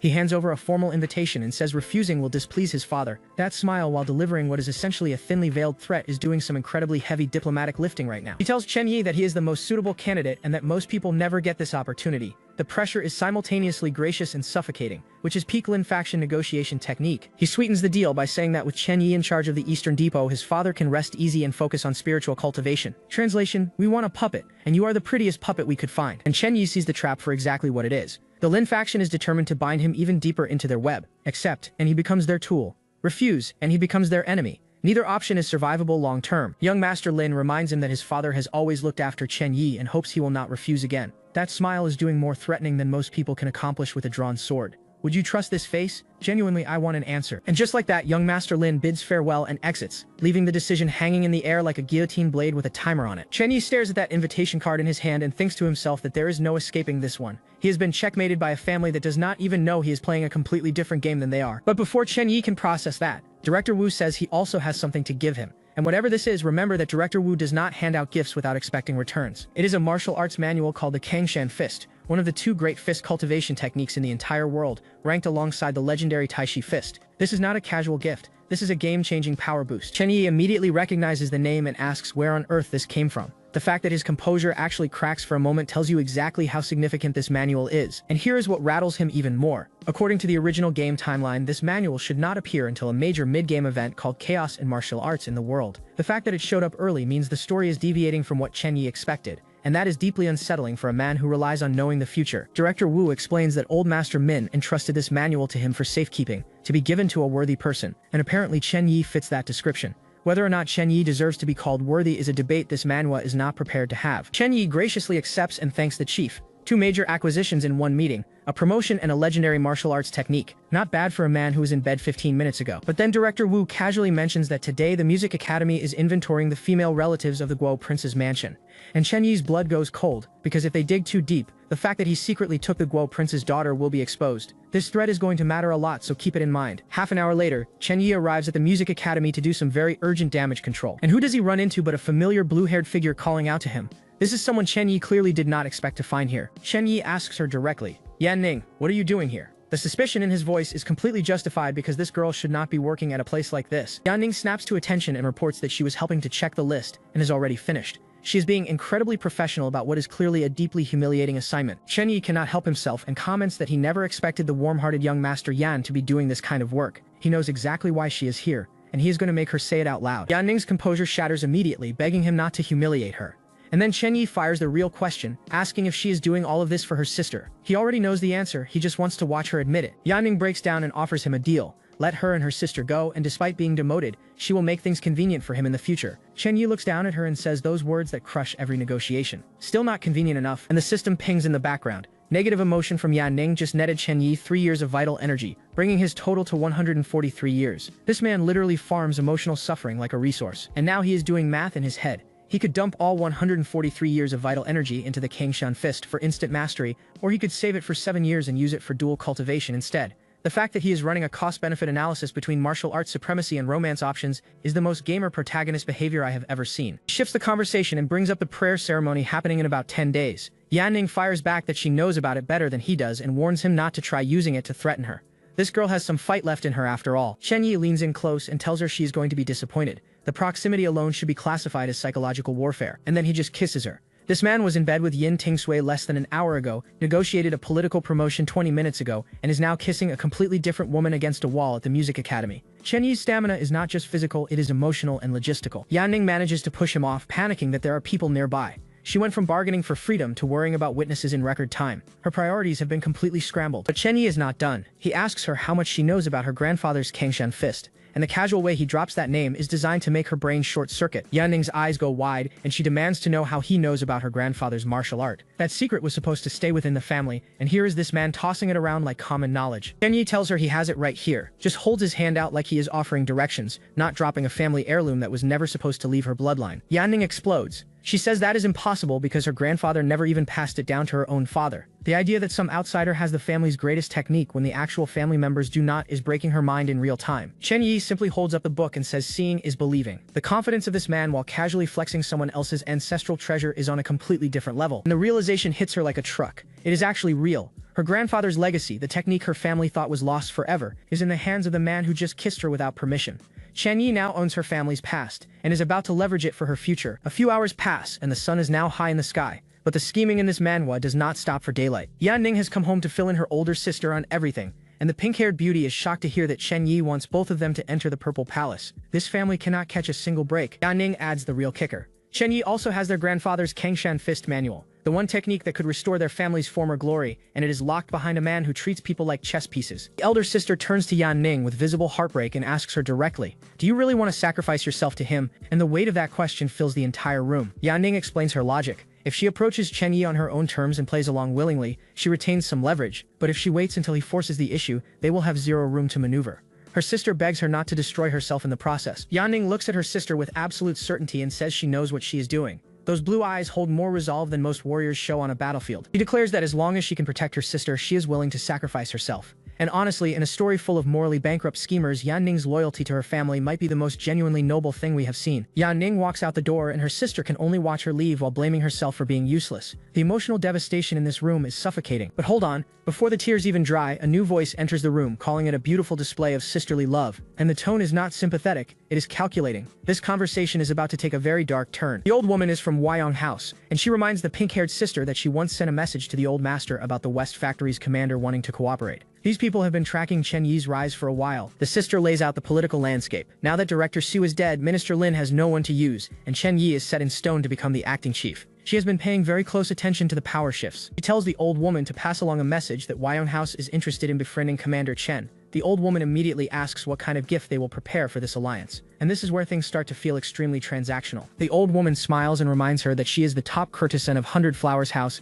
and that Wyong House invested heavily in promoting her for a decade. It is time to repay that debt. The mask comes off, and what is underneath is pure cold business. The old woman lays out the strategy. If Chen Yi wants her as a concubine, she should not agree but also should not refuse. Keep him wanting more. If she does become his concubine, he will eventually grow tired of her. This woman is treating seduction like a military campaign. She gets even more specific. Let him be the first customer, serve him 3 or 4 times in one night, and that will lock his heart down permanently. The detailed nature of these instructions suggests this is not the first time Wayang House has deployed this exact playbook. But wait, it gets worse. The real objective is not seduction, it is sabotage. The old master wants her to find an opportunity to poison Chen Yi with something called the Three Yang Scattered Qi Ointment. Without the antidote, it will destroy all his martial arts and shatter his meridians permanently. Remember this poison, because it is about to become a very important variable in this story. The pink-haired sister stares at that little blue bottle and asks the obvious question.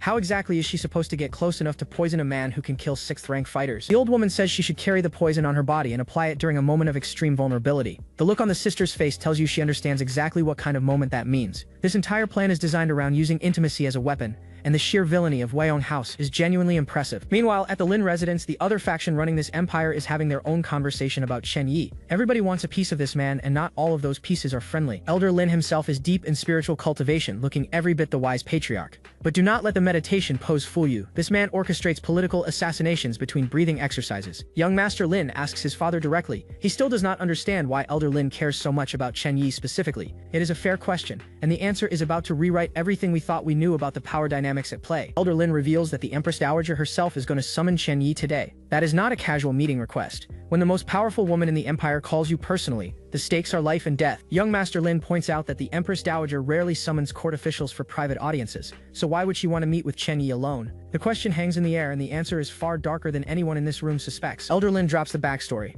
A month ago, their family guards found a young man of unknown origin in the capital. After investigation, he claimed to be a descendant of the Chen clan of Jin State, and that name carries a blood-soaked history. Here is the history. The Jin State's Chen clan conquered Luoxia City and slaughtered every living soul inside, young and old alike, and among the victims was the main branch of the An clan, who held high office in the capital, the same An clan that the current Empress Dowager belongs to. Elder Lin asks rhetorically how the Empress Dowager could ever forget such a blood feud, and young Master Lin puts together the horrifying implication. Is the Empress Dowager going to use Chen Yi as a tool to take revenge on his own clan?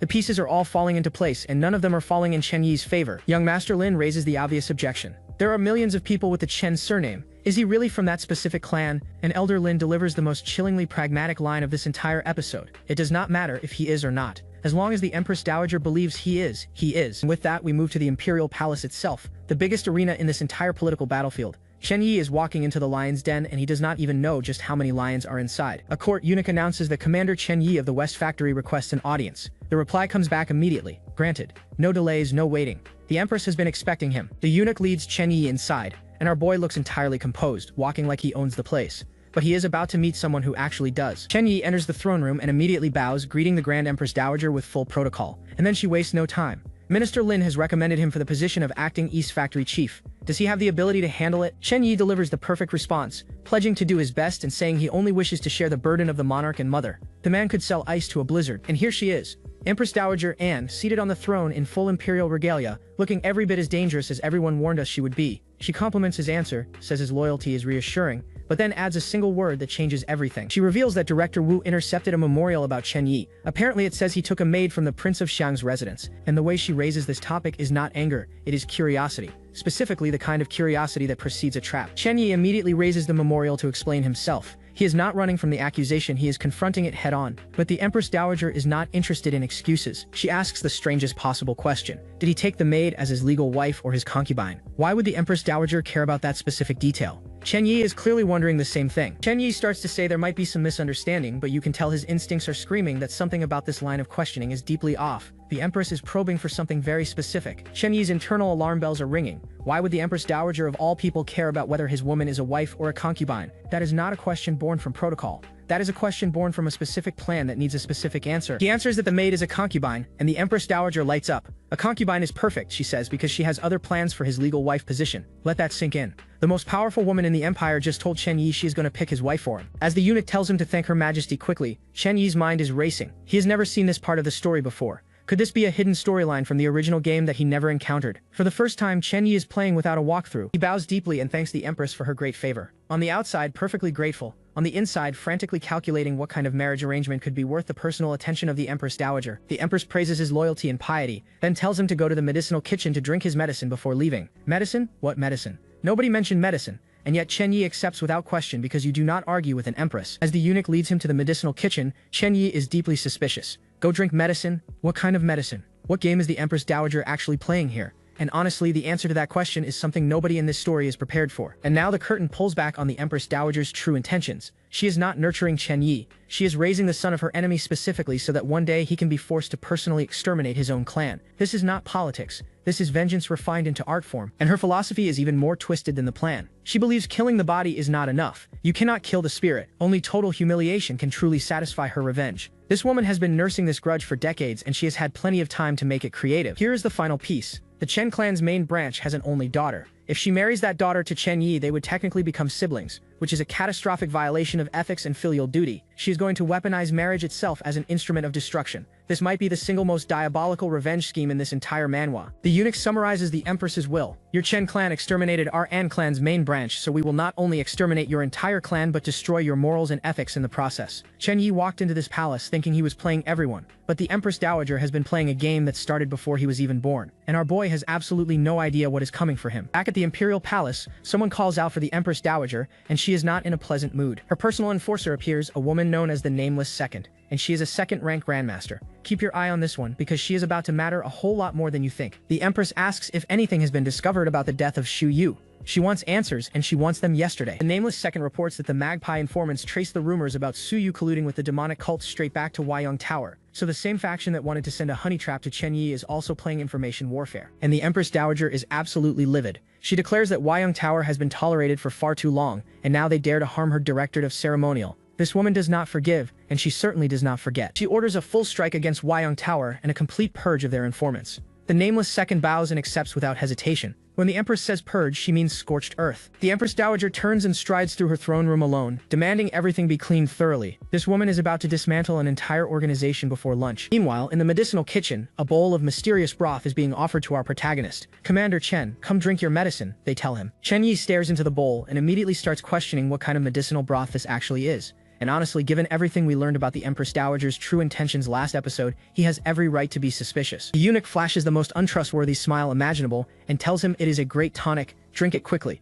Nobody who smiles like that while handing you unknown liquid has your best interests at heart. And Chen Yi drinks it, just tips the bowl back and gulps it down right there in the medicinal kitchen while the eunuch watches approvingly. But here is the thing about our protagonist. He recognizes the smell instantly. This is not a tonic at all. It is the exact same poison broth they gave him a month ago. The Empress Dowager has been slowly poisoning him this entire time, and now he has proof. Chen Yi is already 3 steps ahead. He knows the method of detoxification, even if it requires rare heavenly materials and earthly treasures. When the eunuch cheerfully asks how it tastes, Chen Yi hands back the empty bowl and says the taste is very good. The acting on display right now deserves an award. This man just drank confirmed poison and is giving a Yelp review. He casually announces he has other things to attend to and takes his leave, walking away from the crime scene like he was not just the victim of attempted slow assassination. Back at Chen Yi's residence, Yin Tingshui is rummaging through the medicine cabinets, and the view right now is absolutely doing its job. Chen Yi walks in and asks what she is looking for, and the framing of this shot with Yin Tingshui in the foreground is genuinely criminal. The manhwa is not even trying to be subtle about the fan service anymore. She tells him she was bored and wanted to find some books to read.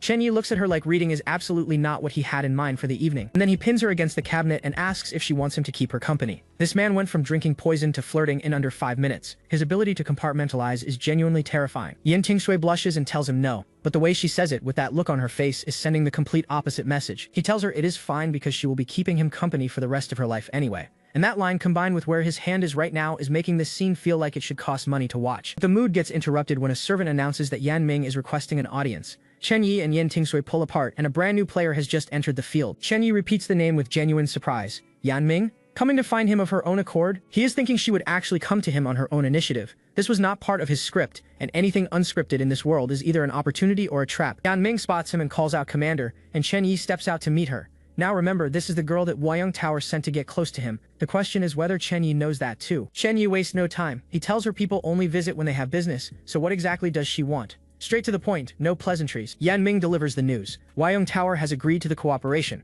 And just like that, the faction that the Empress Dowager is about to destroy has chosen to ally with Chen Yi. The timing could not be worse. Chen Yi immediately starts pushing boundaries, since they are going to cooperate. Should she not show some sincerity? And then he straight up asks if she is offering to be his bed-warming concubine. The absolute brazenness of this man is a spectator sport at this point, and Yan Ming does not even flinch. She says since he already has that awareness, she is willing. Hold on. She is supposed to be the one getting manipulated here, so why does it feel like she walked into this knowing exactly what he would ask? Chen Yi does not hesitate for a single second. He scoops her up and tells her to come inside. This man collects women like other people collect trading cards, and I need everyone to acknowledge how unhinged that is. He carries her inside and Yan Ming immediately spots Yin Tingshui on the floor. Her reaction is priceless. There is another person in here? Yes. Yes, there is. Welcome to the harem, population growing. Chen Yi casually asks what, you do not like it, like he is offering her a slightly different restaurant option and not a shared bedroom situation. Yan Ming, blushing furiously, suggests they maybe go to the guest room instead. That face is doing a remarkable job of selling the shy concubine act, but we know what she is really here for. Chen Yi shuts that down immediately. Right here, he says, and Yan Ming stammers out a but, while looking like she is rapidly losing control of this situation. Chen Yi tells her not to be shy because Yin Tingshui is also his concubine, so they are all one family. And Yan Ming is internally screaming, wondering what kind of fetish this man has and whether she really has to play along. The answer is yes, because the poison is not going to deliver itself. But before things can escalate any further, an alarm rings out. Wyong Tower's villains are outside, and the order is to kill on sight. Remember that purge the Empress Dowager just ordered? It is happening right now. Chen Yi reacts instantly. Killing outside the Donghua Gate, Yan Ming confirms something major is happening out there, and suddenly the romantic tension has been replaced by the regular kind of tension. Outside, Yan Ming's people are in full retreat. They have been targeted, and the Empress Dowager's forces are closing in fast. The purge against Wyong Tower is sweeping up everyone connected to them. And then the nameless second herself appears, declaring that she is taking down Wyong Tower for good. She attacks Yan Ming's companion mid-air, and this second-rank grandmaster is not playing around. When I told you to watch this woman, this is why. Yan Ming's servant hits the ground hard, completely outmatched. A second-rank grandmaster against regular soldiers is not a fight, it is an execution. Chen Yi steps outside with Yan Ming and surveys the carnage, asking what is going on. But here is the problem. If the Empress's forces find out Yan Ming has any connection to Wyong Tower, she is dead on the spot. Casualties are already piling up. Blood on the stones, bodies on the ground. The Empress Dowager does not do half measures. Yan Ming spots the nameless second leading a squad of soldiers in the distance, and the look in her eyes is pure fear. She recognizes exactly who that woman is and exactly how dangerous this situation has become. Yan Ming asks if her grandmother has been targeted too, and Chen Yi's expression darkens. He warns the Magpie Pavilion not to push things too far. But privately, he is calculating his next move at lightning speed. Chen Yi's men move to confront the nameless second, ordering her forces to stand down. But a second-rank grandmaster is not someone you order around. She responds by telling them to be quiet. One of Chen Yi's men charges in, and the nameless second declares she will fight them to the death. This elderly woman is about to dismantle trained soldiers, and she looks genuinely excited about it. The fight erupts in close quarters, and the power gap is immediately obvious. Chen Yi's guard is putting up everything he has, and the old woman is treating it like morning exercise. She breaks free and taunts them. Want to kill her? It will not be that easy. The soldiers give chase, but catching a second-rank grandmaster who does not want to be caught is not happening. Now here is the real crisis. Chen Yi says if the nameless second comes their way, he is finished, and Yan Ming is frantically trying to figure out the best course of action. Two schemers caught with no scheme. Yan Ming suggests that maybe Chen Yi should go lure the soldiers away, and the look on her face says she knows this is a terrible plan, but it is the only one she has got. Instead of running, Chen Yi starts stripping, just removes his shirt right there. Yan Ming is completely bewildered, asking what he is doing, and honestly everyone watching is asking the same question. He pushes her against the wall while she is still stammering about luring them away. But Chen Yi has a completely different strategy in mind, and it involves looking as compromised as possible. And then he kisses her. Full commitment, no hesitation. Is this man using romance as a tactical maneuver right now? Is this the most galaxy-brained way to hide a spy from an enemy that anyone has ever attempted? Would you trust this strategy with your life? Be honest. Yan Ming is completely flustered, trying to point out that this is really not the time, but Chen Yi is banking everything on the idea that nobody suspects a man caught in a compromising position. He pulls her in close, shirtless and completely committed to the act. And I have to say, using intimacy as camouflage is either the most brilliant or the most insane defense strategy in the history of this manhwa. He tells her to stop acting like he is that impatient, and to just cooperate with him. And for the first time, Yan Ming realizes this is not desire, this is a plan. A shirtless, questionable, but undeniably creative plan. The timing is perfect, because the nameless second rounds the corner at exactly this moment. She sees Chen Yi half-naked, kissing a woman in the courtyard, and calls out his name. Yan Ming squeaks out grandma in utter embarrassment, and between the blushing and the compromising position,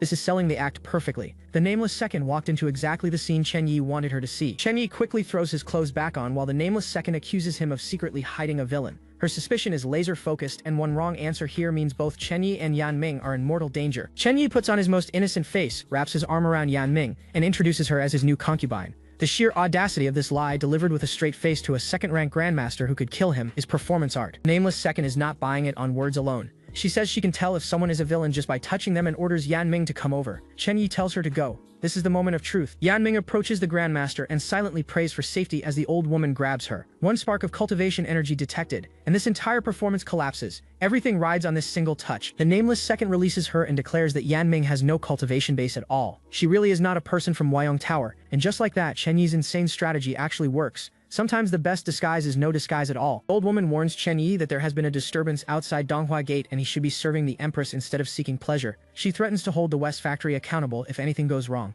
Chen Yi bows and thanks her for the warning. Perfectly humble, perfectly calculated, the nameless second turns and leaves with a final "take care of yourself." The threat wrapped in politeness is almost elegant, but the important thing is that she is gone, and Yan Ming is still breathing. Yan Ming lets out a massive sigh of relief, saying thankfully they managed to conceal it.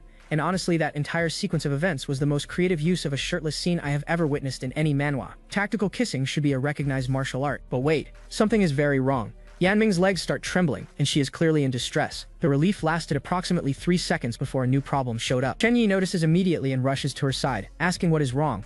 And this is where the story takes a turn that nobody in the room is prepared for. Yan Ming gasps out the words, "Poison. It is poison. Remember that little blue bottle from last episode? Remember the plan to use intimacy as a weapon? The poison that was meant for Chen Yi is now destroying Yan Ming from the inside out." She clings to him begging to be saved, and Chen Yi demands to know what kind of poison and where it was applied. He is already in doctor mode, and the urgency in his voice is real. She identifies it as 3 suns scattered chi, and the terror in her eyes tells you everything you need to know about how deadly that name is. This is not a mild inconvenience, this is a death sentence. She asks if it is the kind of poison that causes meridian rupture, and Chen Yi confirms, yes, if this is not treated immediately, her entire cultivation potential will be destroyed permanently.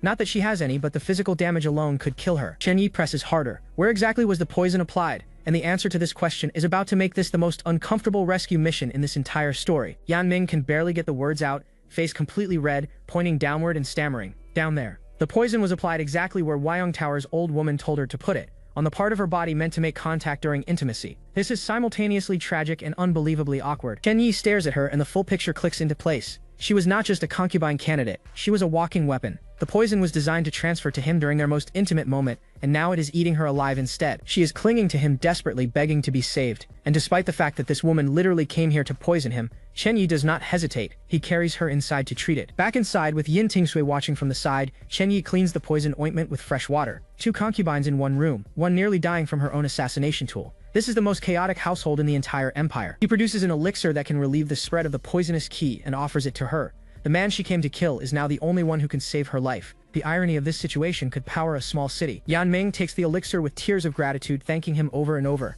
And looking at her face right now, the guilt is already starting to crush her harder than the poison ever could. Then Chen Yi drops the hammer. "You wanted to become my bed-warming concubine, yet you applied poison down there. What exactly are you scheming?" The mask is off, and Chen Yi knew. He knew the entire time. Yan Ming drops to her knees and begs for mercy, swearing that Wyong Tower forced her to do it. And honestly, she is not lying. The old woman from Wyong Tower designed this entire trap, and Yan Ming was just the delivery mechanism. Chen Yi is not letting her off that easily. "Spare you. You poisoned him and almost caused his death. Wyong Tower may have been wrong, but is she without fault? And that is genuinely a fair question. Would you forgive someone who tried to assassinate you, even if they were coerced?" Yan Ming admits everything. Her concubine was wrong. Wyong Tower forced her. She did not want to do it, but she was still wrong. The way she keeps referring to herself as your concubine in the third person while sobbing on the floor is genuinely heartbreaking. She offers to buy her own freedom and serve him as his personal maid and servant for the rest of her life. She is essentially trading her entire existence for forgiveness, and Chen Yi stands there weighing whether mercy or punishment serves his plans better. Chen Yi stares into the distance, calculating. He has a would-be assassin offering eternal servitude, an Empress Dowager slowly poisoning him, a political purge happening outside his door, and 2 women in his bedroom. This man's life is a full-time job, and next episode the bill is about to come due. Chen Yi tells Yan Ming to stay here and atone for what she's done. And just like that, the woman who came to poison him is now officially a permanent resident of his household. Yan Ming can barely believe it, asking if he's really agreeing to let her stay. The relief on her face is almost painful to watch, because this girl genuinely thought she was about to die 5 minutes ago. Chen Yi turns to leave and tells Yin Tingsui to keep a close eye on Yan Ming. Do not let her run away. So now Yin Tingsui is officially the babysitter of a former assassin, and this household just keeps getting more interesting. And Yin Tingsui is over here having a full character reassessment. She's thinking maybe he's gone soft, maybe he's not as terrible as she assumed. The man is speedrunning his way into her good graces without even trying. Meanwhile, Chen Yi is not wasting a single second. He's studying martial arts texts because with all the major powers stirring, he knows he needs to get stronger fast. Keep your eye on what he's reading here, because it's about to matter a lot. He's made first contact with something called the Azure Mountain Fist, and his system confirms it's an extremely profound martial art. So naturally, he's going all in, dedicating himself to mastering it completely. But after what amounts to 2 full years of simulated study, the system tells him he failed, and Chen Yi is genuinely shocked, because this fist manual is apparently no joke. Most martial arts bend the knee after 2 years, but this one said absolutely not. So he grinds for 5 more years, drilling stances and forms over and over, letting the boxing principles absorb into his body. 5 years of maximum effort and the result, minimal progress. This technique is built different. By the 20th year, he abandons forms entirely and just tries to grasp the deeper philosophy behind it. This meditation lasts decades, day after day, year after year. The dedication required for this technique is genuinely insane. In the 49th year, he finally gets it. He throws a single punch and the surroundings tremble. Azure Mountain Fist, beginner level unlocked. 49 years for beginner. Let that sink in for a moment. Here's the wild part. 49 years of true chi would have brought any other martial art to perfect completion and beyond. But the Azure Mountain Fist, still a beginner. This technique has the steepest learning curve in the entire story so far. But even at beginner level, when he tests it out, the power is devastating. He shatters stone like it's nothing. And this is where we get a quick breakdown of this world's ranking system. The martial arts of this world are divided into 9 ranks, and anything below the rankings is considered unranked, basically fodder tier. The fact that Chen Yi is smashing boulders tells you he's well past that. At the lower 3rd rank, chi flows through the meridians and you can take on 10 people at once. That's already superhuman territory, and it only gets crazier from there. The middle 3rd rank means you can rival armored soldiers. Your weapons can pierce through metal plating. You're basically a one-man battalion at that point. And at the upper 3rd rank, you've mastered martial arts with true chi overflowing. You earn the title of minor grandmaster. That's where the real monsters live. Chen Yi calculates that his current strength is already approaching middle 3rd rank. And once the Azure Mountain Fist develops further, he should break into the 6th rank. This man is speedrunning the power system while everyone else is still doing the tutorial. The next day rolls around, and Chen Yi has somewhere to be. But here's where things start to feel a little off, and I want you to pay attention to what happens next. He's strolling through the capital streets heading to the Eastern Depot. Now remember, Chen Yi runs the West Factory, but the Eastern Depot is a whole different beast with its own people and its own politics. He's met by a man named Wang Gu, who welcomes him as Lord Commander and offers to show him around. Chen Yi says he came to build rapport with the Eastern Depot brothers so everyone can coordinate for the upcoming prayer rite. Wang Gu is all smiles, says he just happens to have a case file ready, and suggests Chen Yi review it to learn how the Eastern Depot operates. Chen Yi agrees without hesitation. And that right there, that's the first red flag. Chen Yi tells him to lead the way, and Wang Gu is only too happy to comply. Something about how convenient this all is does not sit right, and we're gonna find out why soon enough. The case file describes commoners privately building infant pagodas in the northwest suburbs of the capital. If you don't know what that is, buckle up because this gets dark fast. Chen Yi reads the file as they walk and repeats it back. Privately building infant pagodas? The confusion in his voice is already turning into something sharper. He explains what he knows. Infant pagodas were originally built to abandon babies born with deformities or illness. But over time, commoners started throwing in healthy babies they simply couldn't afford to raise. Most of them were girls. And here it is in all its horrifying detail. Babies crying outside a pagoda, abandoned by families who saw them as mouths they couldn't feed. This is genuinely one of the darkest things this manhwa has shown us. It gets worse. Some villages didn't just abandon the babies. They drowned them, burned them, murdered infants to quote-unquote scare away reincarnation. This story just went from palace intrigue to genuine atrocity in 3 panels. Chen Yi crumples the scroll in his fist, and you can see the anger radiating off him. The reason for all of it, poverty, families who simply cannot afford another child. His expression right now says everything his words don't. Wang Gu explains that the palace is worried the malevolent energy from the pagoda will ruin the capital's feng shui, so the Eastern Depot is being sent to handle it. Chen Yi immediately takes charge and demands to see it personally. Citing imperial law that punishes child killers with enslavement, Wang Gu agrees instantly, saying they'll set off right away.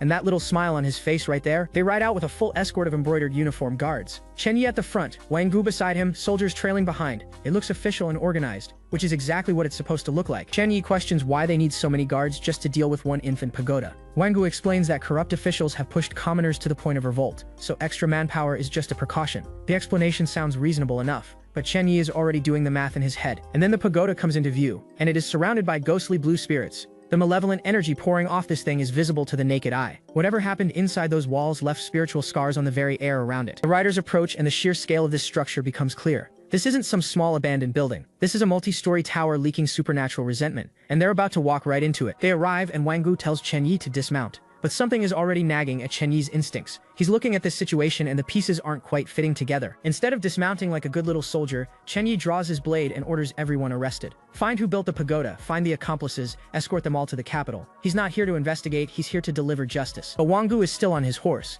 and now things start to feel genuinely wrong. He keeps insisting that Chen Yi dismount first, which is a very specific and very suspicious request to repeat 3 times. Chen Yi's eyes narrow and he asks if Wang Gu didn't hear what he just said. That look right there is the look of a man who has figured out exactly what's happening and is deciding how much violence to apply. And Wang Gu? He has the nerve to smile and say he didn't expect Chen Yi to still harbor compassion. That line right there is the giveaway. He's not complimenting Chen Yi, he's testing him. And there it is. The soldiers turn on Chen Yi and demand he dismount. This entire trip was never about the infant pagoda. It was an ambush, and Chen Yi just walked right into the middle of it. Now Chen Yi starts putting it together out loud. This place isn't far from the capital. Any patrol would have found a tower this obvious, and that case file had clearly been sitting around for years. So why bring it to him today? The whole thing was engineered from the start. Wang Gu drops the act entirely and starts ranting about the Lin faction ruining court affairs. He accuses Chen Yi of siding with them and asks if this infant pagoda was built by his precious Ding'an party to make the Lin faction look bad. Now we see the real game. This is faction warfare, and Chen Yi just became the battlefield. Wango goes full politician mode, talking about how the Ding'an party wants to prepare a world-saving prescription for Great Yu and how sometimes treating poison requires scraping bone. He's dressing up murder in noble language, and honestly, is there anything more dangerous than a man who believes his own propaganda? He doubles down with a question that reveals everything.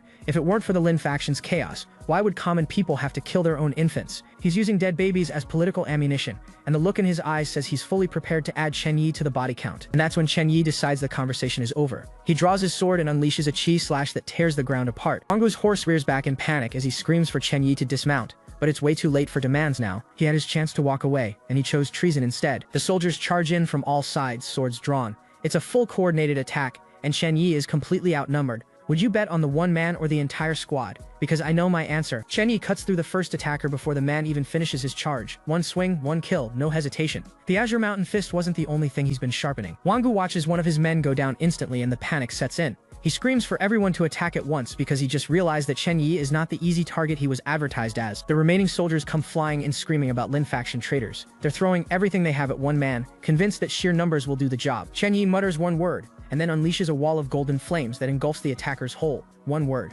one attack. An entire squad erased. This might be the most casual massacre we've witnessed in this entire manhwa. Wangu is absolutely horrified, stammering about how Chen Yi's inner force is terrifying and questioning whether he's really just a Qianhu. Congratulations my guy, you just figured out you brought a political assassination squad to fight a hidden boss. Chen Yi tears through the remaining soldiers like they're training dummies. He's fighting multiple opponents simultaneously and not a single one can touch him. The gap in power isn't a gap, it's a canyon. Wangu watches his entire plan disintegrate in real time, and the expression on his face is the universal look of a man who realizes he has made the worst miscalculation of his extremely short remaining career. Chen Yi swings and the blade arc is enormous, cutting through armor and flesh with equal ease. The sound effects in this panel tell you everything. This is not a fight, it's a demonstration. Wangu curses under his breath, finally understanding that he didn't lure a target into a trap. He lured a predator into a cage with himself. But instead of running, Wangu decides to go all in. He charges at Chen Yi with his own energy technique, swearing he'll root out this Lin faction traitor today no matter what. Respect the commitment, question the intelligence. And Chen Yi just stands there, not dodging, not flinching, just standing in the middle of the onslaught like he's waiting for a bus. The confidence radiating off this man could power the entire capital. He casually tells Wangu that his blade is too slow. Not that it's weak, not that it's pathetic, just too slow. As if he's reviewing a sparring session and offering constructive feedback before ending a man's whole career. One strike sends Wangu flying across the clearing. The man who orchestrated this entire ambush is now airborne and regretting every single life choice that led him to this moment. Even while bleeding out with his robes shredded, Wang Yi still manages to threaten Chen Yi, warning that those who side with the Lin faction won't have a good end. This man's dedication to being wrong is genuinely impressive. Chen Yi responds with the coldest line of the episode. The Lin faction may harm the realm, but that doesn't give you the excuse to harm it too. He's not defending any faction. He's drawing his own line in the dirt. Wangu collapses and begs for a quick death. And honestly, after planning an assassination, luring Chen Yi out of the capital, and using dead babies as political cover, a quick death might be more mercy than he deserves. But Chen Yi doesn't kill him. Instead, he says he originally didn't care about the Ding'an party at all, but now they've forced him to pay attention, which is a terrifying thing to hear from a man who just soloed your entire strike team. He doesn't let him off completely clean though. Chen Yi takes one more swing, and the cut is precise. Not fatal, but absolutely unforgettable. This is a message, not a mercy killing. And right on cue, new figures appear in the distance, a small group approaching the battlefield, and the timing of their arrival is suspicious in a way that makes you wonder just how much of this was being watched. And leading the group is a new face.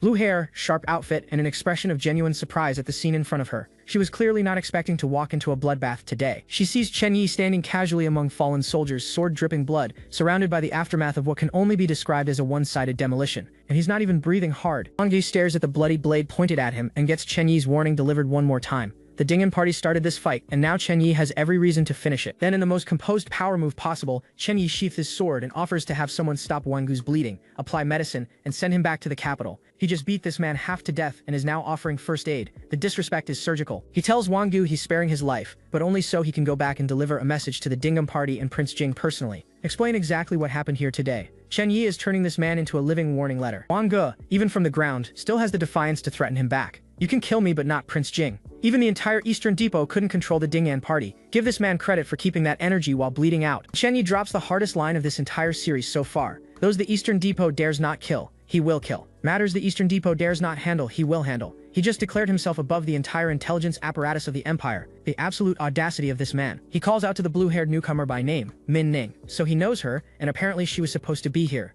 She responds with a confused expression like she's still processing the fact that her boss just annihilated a small army. He calmly asks her to help collect the bodies and escort Wangu back, and Minning is staring at him thinking one very reasonable thought. This man just killed all these people and he's still smiling. Why is he still smiling? His system triggers in the background, absorbing negative emotions and converting them into true qi.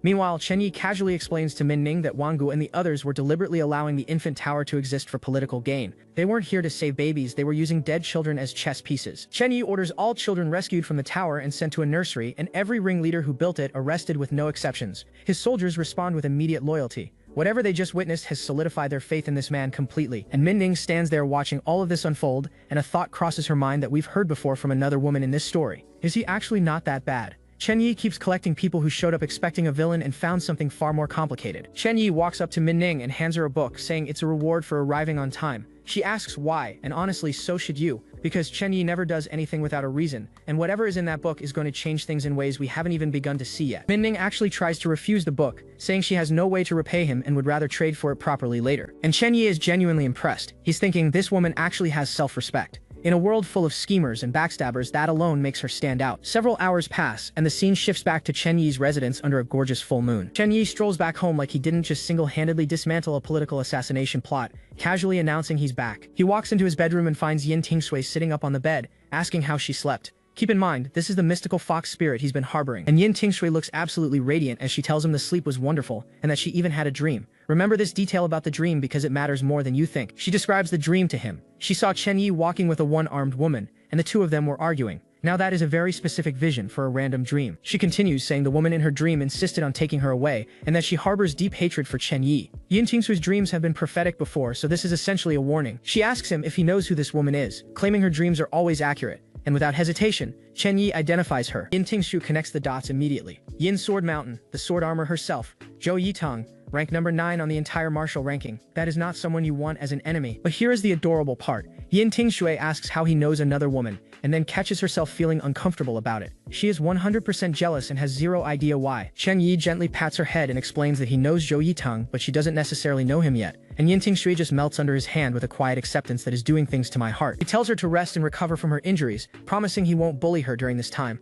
Wait until a little later, he says. The fact that he specified later is simultaneously sweet and threatening. Now we cut to a location that should set off every alarm bell in your brain. Prince Jing's residence, and whatever is about to happen in there is going to be a problem for everyone. Inside, someone is absolutely furious, demanding to know who made the unauthorized decision to assassinate a 5th-rank Imperial Guard commander. The failed assassination from last episode has officially reached the top of the food chain. The kneeling subordinate can barely form words. You can practically see his career flashing before his eyes. But then Prince Jing calmly speaks up and takes full responsibility. Elder Ji, it was my intention. This man just confessed to ordering a hit on a government official and he doesn't even blink. Elder Ji demands to know why. Prince Jing explains that Chen Yi is a member of the Lin faction, and if he takes charge of the East Factory, years of the Ding and party's planning will be ruined. So the assassination was political housekeeping. Plan was simple. Kill Chen Yi, let someone named Song Tong take over as director. Song Tong belongs to no faction, making him easy to manipulate. Classic puppet master strategy, but Elder Ji is livid. He asks the one question Prince Jing clearly did not think through. Now that the assassination failed, has he considered what the consequences of leaving Chen Yi alive actually are? And Prince Jing hits back with the most arrogant response possible. So what if he survived? Can a mere West Factory commander cause an uprising? He declares that only His Majesty is heaven, and only the Empress Dowager is the Heavenly Mother. The ego on this man is breathtaking. Elder Ji sighs and accepts the situation, saying they can only clean up the mess now. When your advisor is already in damage control mode, you know the original plan was a disaster. Prince Jing sits there in silence, and you can see the gears turning behind those closed eyes. He's not done, not even close. Then he drops the real plan. Why not be more decisive and send a 5th-rank master to eliminate Chen Yi? He just escalated from political assassination to calling in a straight-up martial arts boss fight. Elder Ji immediately shuts that down. If Prince Jing's residence keeps making moves, the Empress Dowager will intervene. But the real question lingers. Are they just gonna watch Chen Yi take over the East Factory? And then Elder Ji brings up something called the Prayer and Blessing Ceremony, a day for eradicating bandits and exorcising demons, when nightwalkers and ghosts roam free. Keep your eyes on this ceremony because it's about to become the single most important event in this story. Prince Jing catches on immediately and asks what Elder Ji is suggesting. Elder Ji lays it out. During the ceremony, daytime is normal, but nighttime becomes the literal underworld. Evil spirits and monsters appear, a strict curfew is enforced, and anyone caught outside risks death from vengeful spirits. It's basically a government-sanctioned purge night. And here's the genius of the plan. During the ceremony, if a West Factory commander happens to die, the blame falls on the monsters and demons, not Prince Jing. They're literally planning to use supernatural cover for a political murder. That is genuinely terrifying strategy. Prince Jing's eyes light up. They still have a chance. This man just heard about a demon-infested nightmare event and thought, perfect opportunity. The moral compass on this guy points straight to whatever benefits him. And then a new player enters the room. Her name is Yin Weiying, and she walks in asking who they're all discussing so seriously. Also, the character designers went absolutely unhinged with this one. Prince Jing tells his daughter not to interfere recklessly, but Yin Weiying has a different concern entirely. She says she doesn't want her father accumulating more killing karma. This is a princess who cultivates the Tao and actually has a moral compass. Elder Ji dismisses her concerns, saying ordinary men navigating the imperial court have no choice but to commit acts of violence. But Yin Weiying pushes further and asks for the target's name. She's digging for something specific here. Prince Jing waves it off. It doesn't matter what his name is. He's merely a dead man. That line is going to age spectacularly poorly, I promise you. But Yin Weiying reveals her actual motivation. She says there is one person in the East Factory whom she cares about exceptionally. Wait. The princess has someone in the East Factory she cares about? Even Prince Jing is surprised. He leans forward and asks who it is. And the answer is Min Ning, or more specifically, Min Yo-shi, the one mentioned in a prophecy. So Min Ning's real name is Min Yo-shi, and she's apparently connected to some kind of prophecy that even Prince Jing's household knows about. Yin Weiying explains that even though she hasn't met Min Ning personally, this child has deep connections to the Tao. She calls him both a dragon and a phoenix, saying he could become the Taichu Golden Youth if he cultivates under her. The hype around Min Ning just went from local talent to destiny-level prophecy. Prince Jing agrees. Kill the West Factory commander during the ceremony, but under no circumstances harm Min Ning. So now the assassination plot has a very specific protection order attached to it. Chen Yi is the target and Min Ning is the exception. Yin Weiying presses her palms together in a prayer of gratitude, invoking the heavenly venerable. She got what she wanted. But the question is, does Min Ning even know a princess just saved her life without her knowledge? Meanwhile, Min Ning opens a package back at her quarters. It's the Azure Mountain Fist manual with a note from Chen Yi. Remember how she refused to accept it as a gift? He sent it over anyway. And Min Ning is genuinely moved. She admits she'd been measuring the heart of a gentleman with the suspicions of a villain this whole time. She finally gets it. Chen Yi wasn't trying to buy her loyalty. He was just being generous, and that revelation is hitting her hard. Back at the East Factory, word has spread about Chen Yi's rampage. His subordinates are gossiping about how he fought 1 against 15, and only 5 of that generation's commanders even survived. One of them is permanently disabled. Chen Yi's reputation just leveled up overnight. They're saying no wonder he's acting director, and no wonder Vice Director Song had 0 objections. When you can solo an entire hit squad, people tend to not question your promotions. And right on cue, Chen Yi shows up. The gossiping immediately stops as he walks past them and calls for the person in charge of records. He walks into the records building and calmly assures the elderly official inside not to worry, saying he's not a rash person, which is exactly what a rash person would say, but in Chen Yi's case, it's actually true. The old official nearly jumps out of his skin, stammering about why Chen Yi is here personally. When the acting director shows up unannounced at your archive, it's never casual. Chen Yi glances up and simply says, "Let him come up." Short, direct, and carrying more authority than a full speech. The official complies immediately. When Chen Yi gives an order, you execute it first and ask questions never. Chen Yi walks into an upper room and finds someone already inside, playing an instrument at a desk, and standing in the corner is someone else entirely. He turns and sees 2 women waiting for him. The pink-haired one at the desk and standing to the side, none other than Yin Weiying herself. Prince Jing's daughter is already inside the East Factory. That's suspicious on about 12 different levels. But Chen Yi doesn't miss a beat. He tells the pink-haired woman not to worry, calling her sister and saying he has everything under control. The man walked into a room with the enemy's daughter and his confidence didn't drop a single percent. The pink-haired woman is confused, asking about Yin Weiying's title. But Chen Yi cuts straight through the pleasantries. He tells Yin Weiying he's here looking for Min Yueqi, and invites her to sit down and chat. He just used Min Ning's prophecy name. He knows exactly who Yin Weiying is after. Meanwhile, outside, 2 of Chen Yi's subordinates stand at attention asking for their orders. Chen Yi's orders are crystal clear. Go to the archives, inventory every case file inside, and bring him everything related to Prince Jing's estate. The subordinates nearly choke. Prince Jing, he is going directly after the man who tried to kill him. And then comes the declaration that makes this entire episode worth it. Since the Dingen faction wants to eliminate him, he will dig through every single one of their so-called pure officials and expose whoever is actually dirty. He refuses to believe he can't find corruption among those who claim to be clean. This man just declared a one-man audit on an entire political party. One of the subordinates actually pushes back, saying most of those files have already been reviewed and cleared by Deputy Chief Xue. He even suggests maybe they should just send a polite invitation to Prince Jing's estate to clear up any misunderstanding. Chen Yi turns and delivers a line that probably shaved years off that subordinate's life. I told you to investigate, so investigate. Do not make me say it a second time. That is the face of a man who just told you your next words will determine your employment status. And they absolutely bolt. Those 2 went from questioning orders to full sprint compliance in under a second. Chen Yi has that effect on people. They return with the case files faster than humanly reasonable. Chen Yi sits behind his desk as they present everything, offering him full access to inspect the documents personally. Chen Yi starts reviewing the files immediately and dismisses his subordinates. He wants to read these alone, which means whatever he expects to find in there is not something he wants witnesses for. Bow and exit without question. Everyone around Chen Yi has learned the same lesson. When he gives a command, you comply first and breathe later, and then someone unexpected shows up. Min-ning walks through the door calling for Commander Chen. She came to find him, and based on what happened last episode, this visit is about to be very interesting. He asks why she came, and she says she has something to discuss with him. The way she's standing there tells you she's been working up the courage for whatever comes next. Chen Yi asks what it is, and the air in the room shifts. There's a tension here that has nothing to do with politics or martial arts. And then Min-ning just grabs his face. No warning, no preamble, just a hand on his cheek out of absolutely nowhere. Chen Yi barely has time to ask what she's doing before she closes the distance between them. This is happening. This is actually happening right now. She kisses him. Min-ning, the woman who refused his gift because she couldn't stand owing anyone a favor, just kissed Chen Yi as payment. I need a moment. We all need a moment. Is this the most unhinged way to repay a debt in Manhwa history? She pulls back immediately, face completely red, and declares that she has repaid his favor. The confidence lasted exactly as long as the kiss, and now she can barely function. Chen Yi touches his own face in disbelief and repeats the words. Repay a favor? This man has been kissed by assassins, fox spirits, and now his own subordinate. His romance stats are speed running through the entire cast. Min-ning retreats to the far side of the room and stammers that he's a bastard, asking isn't this what he likes? She is simultaneously insulting him and confessing, and I genuinely cannot tell which one she intended more. Chen Yi tells her she didn't actually need to repay anything,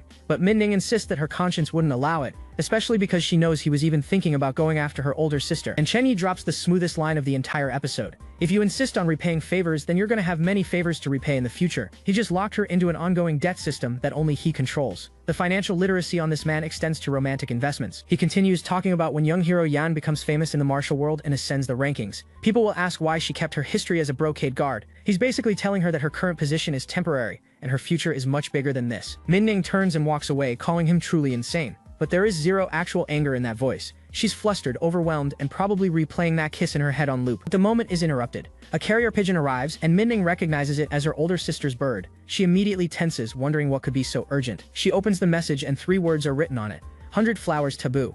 Whatever that means, it is apparently serious enough to send by emergency carrier pigeon. And Min-ning's face goes pale. Something has actually happened. Her entire demeanor shifts from flustered romantic to full emergency mode in a heartbeat. The 100 flowers taboo is clearly nothing to play around with. We cut to a completely new location. A grand multi-story building under the night sky, and something about this place immediately feels different from the political halls we've been in. Inside, someone is playing a stringed instrument. The delicate hand plucks the strings with practiced elegance, and the atmosphere shifts to something more refined and dangerous. And there she is, Yin Weiing standing with a cup in hand, looking absolutely devastating in that outfit. She's moved from Prince Jing's throne room to what appears to be a pleasure quarter, and the context of that transition raises some very important questions. She gazes out the window at the night skyline, flanked by 2 attendants who look completely outclassed standing next to her. Whatever she's here for, it isn't entertainment. The 2 attendants exchange a glance that says they know exactly how far above their pay grade this situation is. The pink-haired woman at the zither asks why immortal maiden Yin has graced their pleasure quarter with her presence. So this is the same woman from the East Factory earlier, and she apparently runs this establishment. The web of connections in this story just got a lot more tangled. Yin Weiing casually sips her drink and asks the musician to play the Guangling San for her.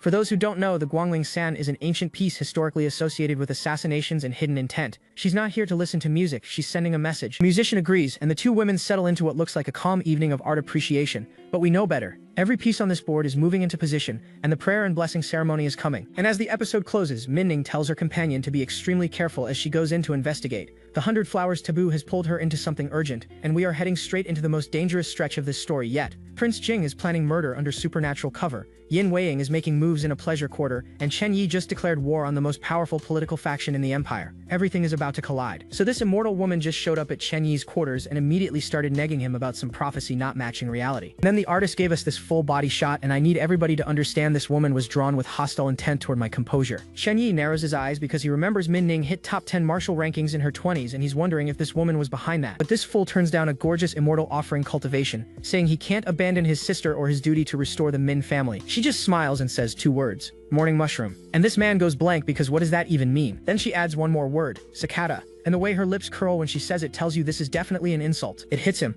She's calling him something too short-lived to understand seasons, and the disrespect is almost artistic. She casually manipulates tea into spiraling ribbons of water while explaining that mortals could never perceive what immortals see. She pours out a single cup and the liquid forms a glowing pillar of light, offering to let him see the new moon and seasons for himself. Suddenly they're inside a massive hall with hundreds of floating lanterns, and this place screams ancient divine architecture. She's holding a golden lotus flame in her palms and calls it the eternal lamp's fire. Keep your eye on this flame. Trust me. She hands it over and says take it. He receives the flame, and for a moment it burns perfectly in his palms. But the second it fully transfers, something goes wrong and she pulls back, watching his reaction carefully. The flame starts flickering between them and both of them can feel it dying. She catches it back and the golden lotus burns bright again in her hands without a flicker of hesitation. The eternal lamp went out the instant he touched touched it, because to eternity he is nothing more than a morning mushroom and a cicada. And instead of getting offended, this idiot bows with his hands pressed together and politely asks her to teach him more. She explains that mortals below the mountain live 120 years at best, no matter how hard they try to extend it. But in ancient times there existed a great tree whose single spring lasted 8,000 years, and whose autumn lasted another 8,000. To something like that, a human lifespan is literally an insect's afternoon nap, and Chen Yi finally understands her metaphor. She drops the hardest line yet: the lamp burns eternally in her hand but dies in his, because even to her, eternity isn't guaranteed. No lamp, however eternal, could survive one season on the mountain. So he asks the obvious question: how does he get to mountain level time? The answer lands like a slap. Cast aside every attachment to the mortal world, every single one. She confirms it herself. She is the immortal touching his head to grant immortality, and the cost is severing all worldly ties and emotions. And here is where our boy earns his keep. He fires back asking if she's cultivating to become a stone or an actual immortal. Coldest clapback this entire series. Her attendants lose their minds. How dare a mortal speak to the immortal lady with that tone? The pink-haired girl is panicking because if this immortal actually gets angry, the consequences would be absolutely catastrophic. He preaches about heaven desiring righteousness and loving all impartially, and the system pops off with a reward. Yin Wang's negative emotion just gave him 3 years of true chi, and he calls her entire philosophy fringe Mohi's teachings that nobody takes seriously anymore while she sits there with those legs crossed looking like that. This man has willpower I could never possess. He gives her the most polite dismissal possible. If there's nothing else, please leave. He'll even light the way out. The audacity. She looks down at him and says, "So you refuse?" And the camera angle here was a deliberate choice by an artist who wanted to end careers. She turns away saying some things cannot be forced, and this rear view was engineered in a lab to destroy any remaining brain cells I had left. The pink-haired girl exhales so hard you can practically hear the relief leaving her body. Thank goodness nothing happened. Meanwhile outside, regular people are wondering why the immortal has been inside this man's room for so long. The optics on this are genuinely terrible. They walk out together side by side like it's a date reveal, and every single person on that street is drawing conclusions. A blue-haired woman spots them and immediately perks up. She's been waiting this whole time. The camera swings behind Immortal Yin as she walks, and the artist absolutely needs to be investigated for what they did with this angle. But then she stops. She senses heavy, baleful energy that shouldn't exist yet because Demon Purging Day is still 3 days away, and Chen Yi's brain goes into overdrive. The demon purging was supposed to be in 3 days. Has the timeline shifted again? Yin Tingshu rushes up and grabs his hand, relieved he finally came outside. She was waiting the whole time this fool was entertaining an immortal. He asks how long she's been waiting and calls her brother Zunming, and poor Tingshui short-circuits because he's suddenly being casual with her. She asks if the 100 Flowers Pavilion matter is resolved. Remember that from last episode? It's still in play. He introduces Immortal Yin to Ting Shui, and the size difference between these two women is frankly disrespectful to the laws of physics. Ting Shui politely introduces Chen Yi as the Thousand Household of the West Bureau and acting supervisor of the East Bureau. Our boy's resume is stacking. Immortal Yin stares at him with a look that says she sees something nobody else can and whispers such profound Tao affinity. What a pity. Now the scene shifts to the most suspect Taoist priest I have ever seen, hawking lucky talismans on the street wearing sunglasses at night. People are actually buying them. Multiple customers lining up for peace and safety talismans from a man who looks like he sells knockoff relics. He's laughing and taking their money with the energy of a man who has never once felt guilt about anything in his entire existence. But Immortal Yin stops walking. She senses something off about this man's aura, and every alarm in her immortal body just lit up. The fake priest notices her staring, and behind those sunglasses, genuine fear flickers for the first time. He instantly packs everything up, tells his customers they're sold out, come back later. This man went from salesman to sprinter in one heartbeat. Too late. Immortal Yin is already standing right there calling him a demon who steals people's money, and she looks unreasonably good while threatening his life. He tries the diplomatic approach, sweating through his robes, asking how a fellow cultivator could slander him like this. She draws her sword and tells him he's noisy, and respectfully, a woman wielding a blade with that physique is doing permanent damage to my ability to think. Fake priest books it screaming that she's a master, and his survival instincts finally kicked in about 10 seconds too late. She launches after him telling him to stay put, and the mid-chase shot of her is genuinely criminal. The artist knew what they were doing. This clown is begging for mercy mid-air with the most pathetic expression a demon has ever worn in this manhwa. She catches him like swatting a fly out of the sky, and his entire con artist career just ended in under 3 seconds. Chen Yi watches from the sideline and casually confirms to Tingshu that yep, there really was a demon running a talisman shop. And the demon is now on the ground looking up at Immortal Yin's legs, and honestly that might be the last good view he ever gets. She slams a talisman onto him and dark energy erupts everywhere as his disguise shatters into pieces. Turns out he's an excrement-selling ghost, ranked 1326th in the demon catalog. Born from someone who died carrying sewage. The lore in this world is unhinged. Tingshui covers her mouth in disbelief that a literal sewage ghost was running a fortune-telling business on a public street. Chen Yi decides to escort Immortal Yin back to her residence, because apparently demon-slaying builds rapport with beautiful immortals. The night takes a turn. Glowing water starts flowing where it shouldn't be, and the air suddenly feels wrong. 2 men stand by the water's edge, and one of them dares his friend to go get intimate with the water god. These two have the survival instincts of fruit flies. One of them proudly declares he is the water god now, and the sheer stupidity of this statement is about to have consequences, because a hand covered in barnacles and scales just shot out of that water reaching straight for them. The group arrives and Immortal Yin immediately identifies it as a Gu Jin Shen. Whatever that is, it made an immortal say they should leave. She tells them this one cannot be subdued and they need to go, and when an immortal cultivator says retreat, you do not ask follow-up questions. But our boy with zero self-preservation asks what a Gujin Shen even is while walking away from the thing that just scared an immortal. Backstory drops, a woman named Duan stood at the water's edge under the moonlight and ended her own life because her husband wrote poetry fantasizing about getting intimate with the water god. His wife drowned herself over it and became a demonic spirit. Men have been ruining things since ancient times. Every good Jin Shen is basically formed from a woman who chose death over a garbage husband, and that backstory hits way harder than expected. Chen Yi processes this and notes these creatures carry deep resentment. Yeah, no kidding, they were wronged wives who turned into vengeful water demons. Immortal Yin warns them that this year's flood control and demon subduing day feels abnormal. Unknown changes might be coming, and then out of nowhere a voice calls out to stop. And there's a guy in green robes leaning against a wall like he's been waiting for them. He walks up with a smirk and asks a question that should set off every red flag in existence. Do you believe there are ghosts in this world? Tingshui freezes up and clenches her fist because something about this man just made every hair on her body stand at attention. Chen Yi just crosses his arms, grins, and drops it casually. You are the ghost. The absolute nerve on this man to say it with a smile. The scholar's entire composure shatters instantly. What? How is that possible? His ghost confidence just evaporated. He stumbles backward in complete shock because nobody has ever just called out a ghost to its face on the first interaction before. Immortal Yin is genuinely impressed. She asks how he spotted it without cultivation, wondering if he has the heavenly eye ability. This moron just casually says he read about Ruan Zhan in a history book, a man who debated ghosts into revealing themselves. He finishes the tale about the ghost revealing its true form to win the argument, and internally admits he actually just read the game guide. This man is speedrunning on wiki knowledge. Immortal Yin declares he's destined to cultivate the Tao with her at Mount Taihua. She is not giving up on recruiting this fool. She says they need to leave quickly because this place isn't safe, and the artist chose this exact moment to give us the most aggressively framed shot of her yet. I am being personally targeted. The group moves through the empty night streets with Immortal Yin leading, Tingshui following, and Chen Yi hanging back. Something in the air feels deeply wrong. Immortal Yin stops and points forward. There's something ahead, and the look on her face says it's not another sewage ghost. Tingshui can barely get the words out. That is. And whatever she's seeing has stolen the rest of her sentence. A lone silhouette stands in the moonlit plaza ahead of them, and whatever it is has an immortal cultivator, a secret agent, and a bureau chief all frozen in their tracks. That silhouette in the plaza, it's a multi-headed blue-skin nightmare, and somebody just whispered the word Ashura like that explains everything. Immortal Yin immediately identifies what's happening to it, the 5 decays of the celestial beings, and the way she says it while looking that devastating is criminal. Tingshui grabs Chen Yi's arm and asks the only reasonable question, should we run? This absolute maniac says run?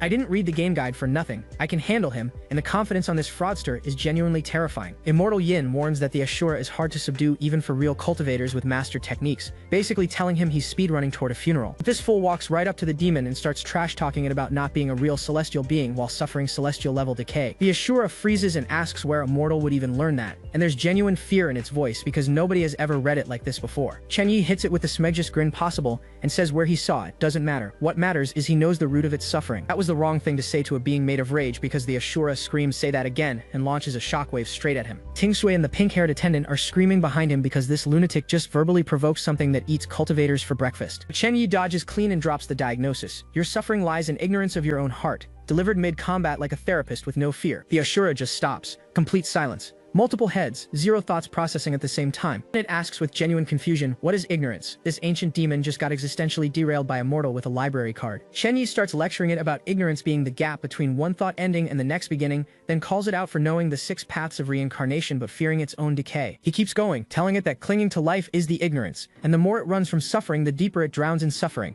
This man is philosophically speedrunning a boss fight. The Ashura starts muttering ignorance, ignorance, ignorance on repeat like Chen Yi just installed a virus in its spiritual operating system. Immortal Yin cannot believe what she's witnessing. He can actually discuss the Tao with an Ashura, and looking this good while being shocked should be federally regulated. The Ashura straight up tackles Chen Yi to the ground, begging tell me, which is the most aggressive therapy request in recorded history. It's clutching him with all its arms asking how to escape the sea of suffering, and at this point this demon needs a counselor, not a cultivator. Chen Yi, getting physically crushed by an emotional demon, chokes out 2 words. The Ashura repeats it back like a student who just heard the answer to the final exam. Sakura, Chen Yi drops the full lore.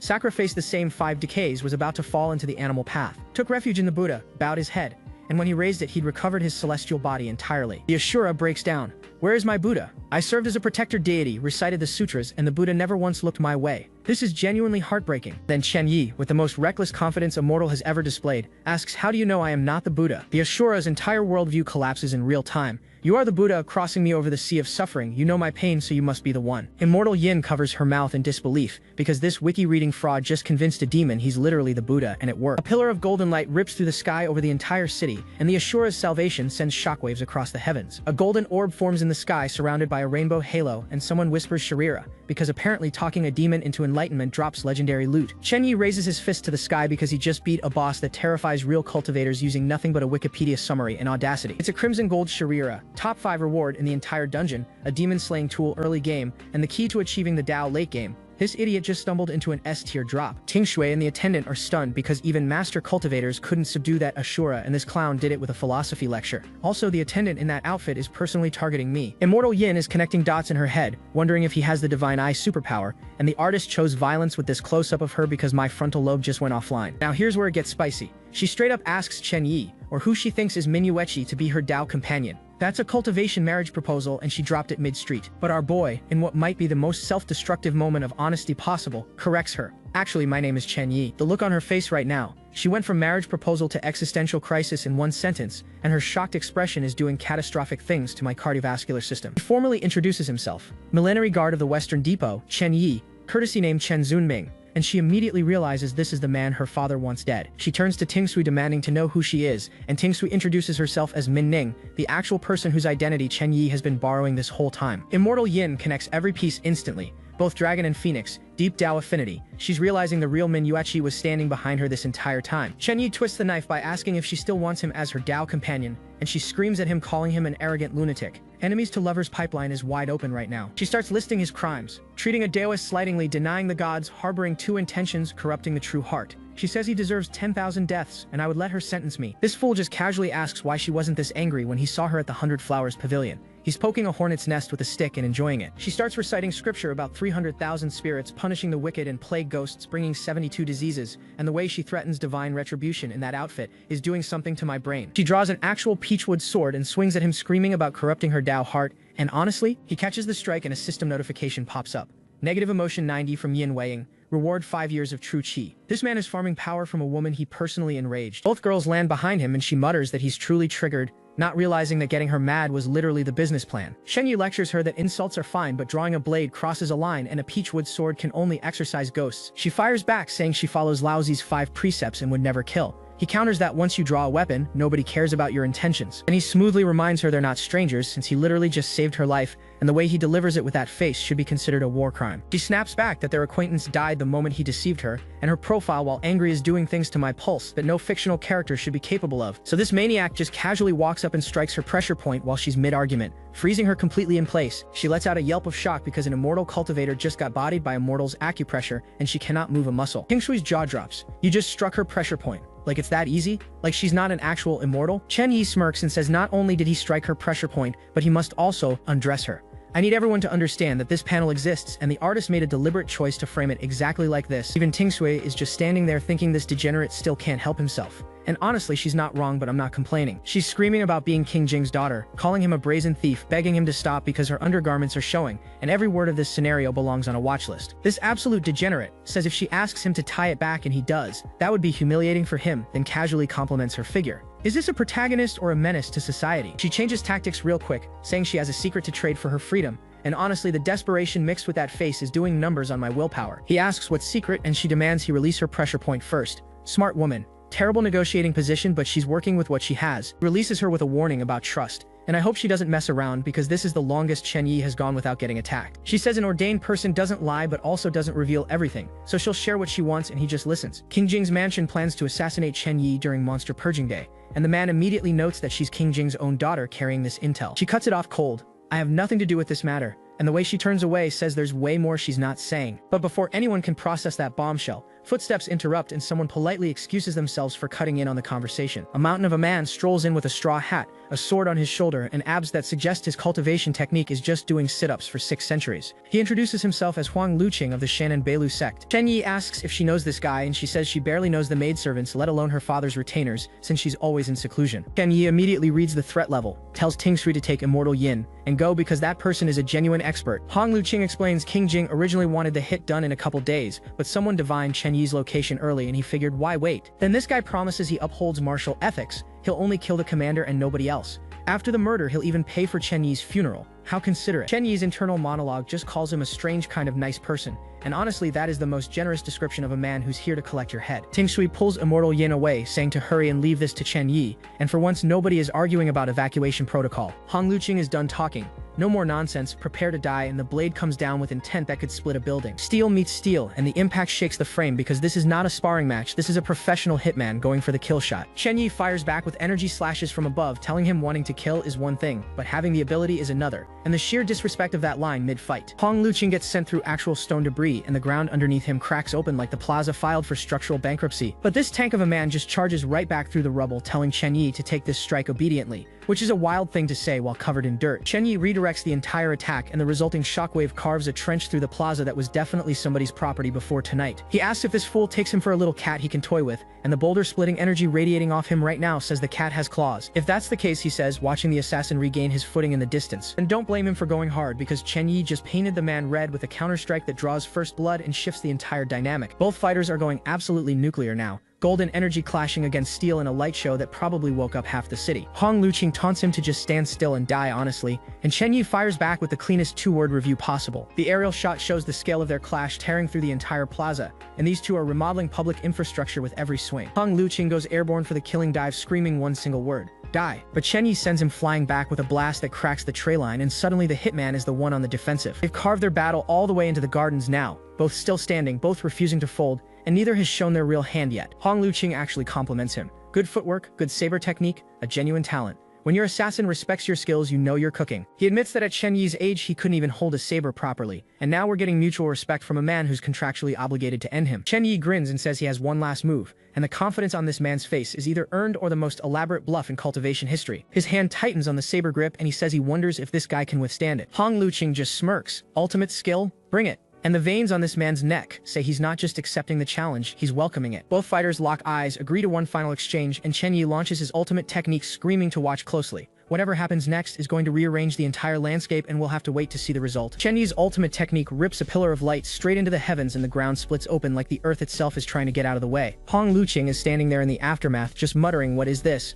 And the fact that a professional hitman is speechless tells you everything. And somewhere nearby, one of King Jing's lackeys realizes they got completely played, screaming that they've been fooled with the veins in his face about to pop. Meanwhile, at the palace, the Empress is getting briefed on the chaos across the capital, and she immediately zeroes in on why Demon Purge Day hit early this year. She narrows her eyes because nobody noticed it coming beforehand, and a woman this sharp does not believe in coincidences. The Empress smells a conspiracy and orders a full investigation by the Imperial Astronomy Bureau, and both factories, because someone engineered this. And while the palace starts connecting dots, a figure sprints through the night toward a compound because Chen Yi has somewhere to be. He's already running the math in his head. Huang Luqing had the swordsmanship but garbage footwork, so the whole fight was just him stalling for time so Min Ning could escape. He figures the girls had enough time to reach Donghua Gate where King Jing's people would not dare make a move, but the West Factory is still vulnerable. So this fool lands at the West Factory complex, and it's a gorgeous multi-tiered compound that he is about to barge into at midnight like he owns the place. Good instinct, because Min Ning is here with Immortal Yin, and the prediction is that this is exactly where she would flee. Min Ning senses the intruder instantly and draws her blade because this girl does not play when it comes to security. Both hands on that hilt, ready to deliver a welcome nobody asked for. But Chen Yi catches the blade mid-swing, telling her to relax, and she immediately recognizes her commander, like maybe lead with that next time. He says he came to check on them, and Min Ning's sharp enough to notice he's carrying damage from the fight because the man is bleeding and pretending he's fine. He waves his hand like it's nothing. Just a light internal injury from sword energy, nothing serious, he says while visibly hurt. Immortal Yin greets him with a casual, "Oh, you survived."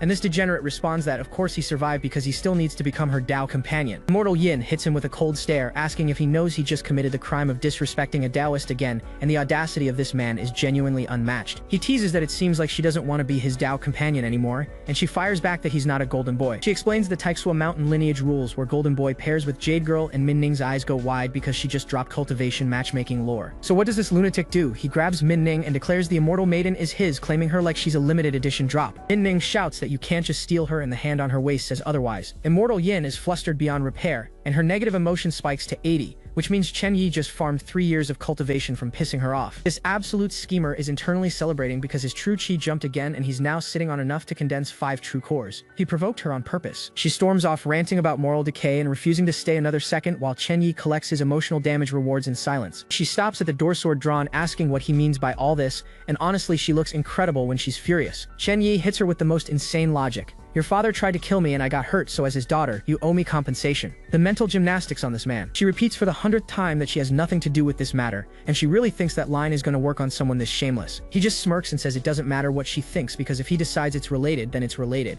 This is not a negotiation. She caves and offers an alchemy method scroll as compensation, like a girl paying off her father's debts with her lunch money. This fool dives for it, immediately telling her to give it up, and she's barely holding him back, yelling at him to wait because personal space means nothing to this man. He reads through the scroll and it's exactly what he needed. Alchemy techniques to refine elixirs that strengthen his body, and he thanks her like a satisfied customer. She asks if she can leave now, and he cheerfully tells her to go right ahead because he already got everything he wanted from this encounter. She threatens to chop off any hand or foot she sees next time, and Chen Yi just rolls a little pearl between his fingers like he couldn't care less about the warning. Min Ning steps in, offering to treat his wounds, and he admits he stumbled against Bai Lu today because even our boy has limits apparently. She's applying ointment to his hand and confirming that Huang Luqing was at least 5th rank, which means King Jing sent serious firepower after this man. Then Min Ning drops something unexpected. She has a technique that could help him against enemies and asks if he wants to learn it. Chen Yi grins and flips it on her, asking what she needs his help with because nothing in this world comes free, and he knows it. And there it is. She wants him to help investigate her grandfather's death, and those blue eyes are burning with something that's been eating at her for years. She explains her grandfather shouldn't have died in the Grand Chancellor case, and Chen Yi is the only person she's even remotely familiar with who could dig into it. Chen Yi agrees without hesitation, and the confident way he says it makes this feel less like a favor and more like a business deal that benefits both sides. But Min Ning hits him with the fine print. Martial world rules say learning her technique makes him her disciple, and they'd have to call each other master and student in private. He just smirks, asking if she really thinks that's going to stop him because moral obligations bounce off this man like rubber. He tells Yuechi straight up that he won't take her as master, and it's got nothing to do with propriety because he genuinely doesn't care about that, because he already has one master and one master only, Zhou Yitang. And the flashback of a red-haired warrior tells you this is not a small name. Min Ning recognizes the sword armor of Yinzhen Mountain and is stunned because she thought Chen Yi was on that mountain, and now nothing adds up. Chen Yi confesses he talked back to his master constantly and became a traitor who defied and destroyed her, and that red-haired woman in armor is looking at him like she already knew he would. In his first life she saved him, so he became her disciple to learn her sword technique, but fate twisted the benefactor into an enemy. That is genuinely tragic. He shuts the conversation down, saying he's tired and they'll discuss the blade technique later because that backstory just took something out of him. Now hold on, because we just cut to Yin Tingsui sitting alone, and the artist woke up and chose absolute violence with this panel. White hair, crossed legs, stockings, heels, and an outfit that's barely holding on to the concept of clothing. Chen Yi walks in announcing he's back, and Tingshu immediately asks if he's hurt because she's concerned, and also because her outfit is concerned about my well-being right now. This man walks straight up to her and demands a kiss, and she stammers out a no while he's already closed the distance, and I need someone to check on me. His hand is on her thigh, asking if she'd prefer to be severely bullied instead,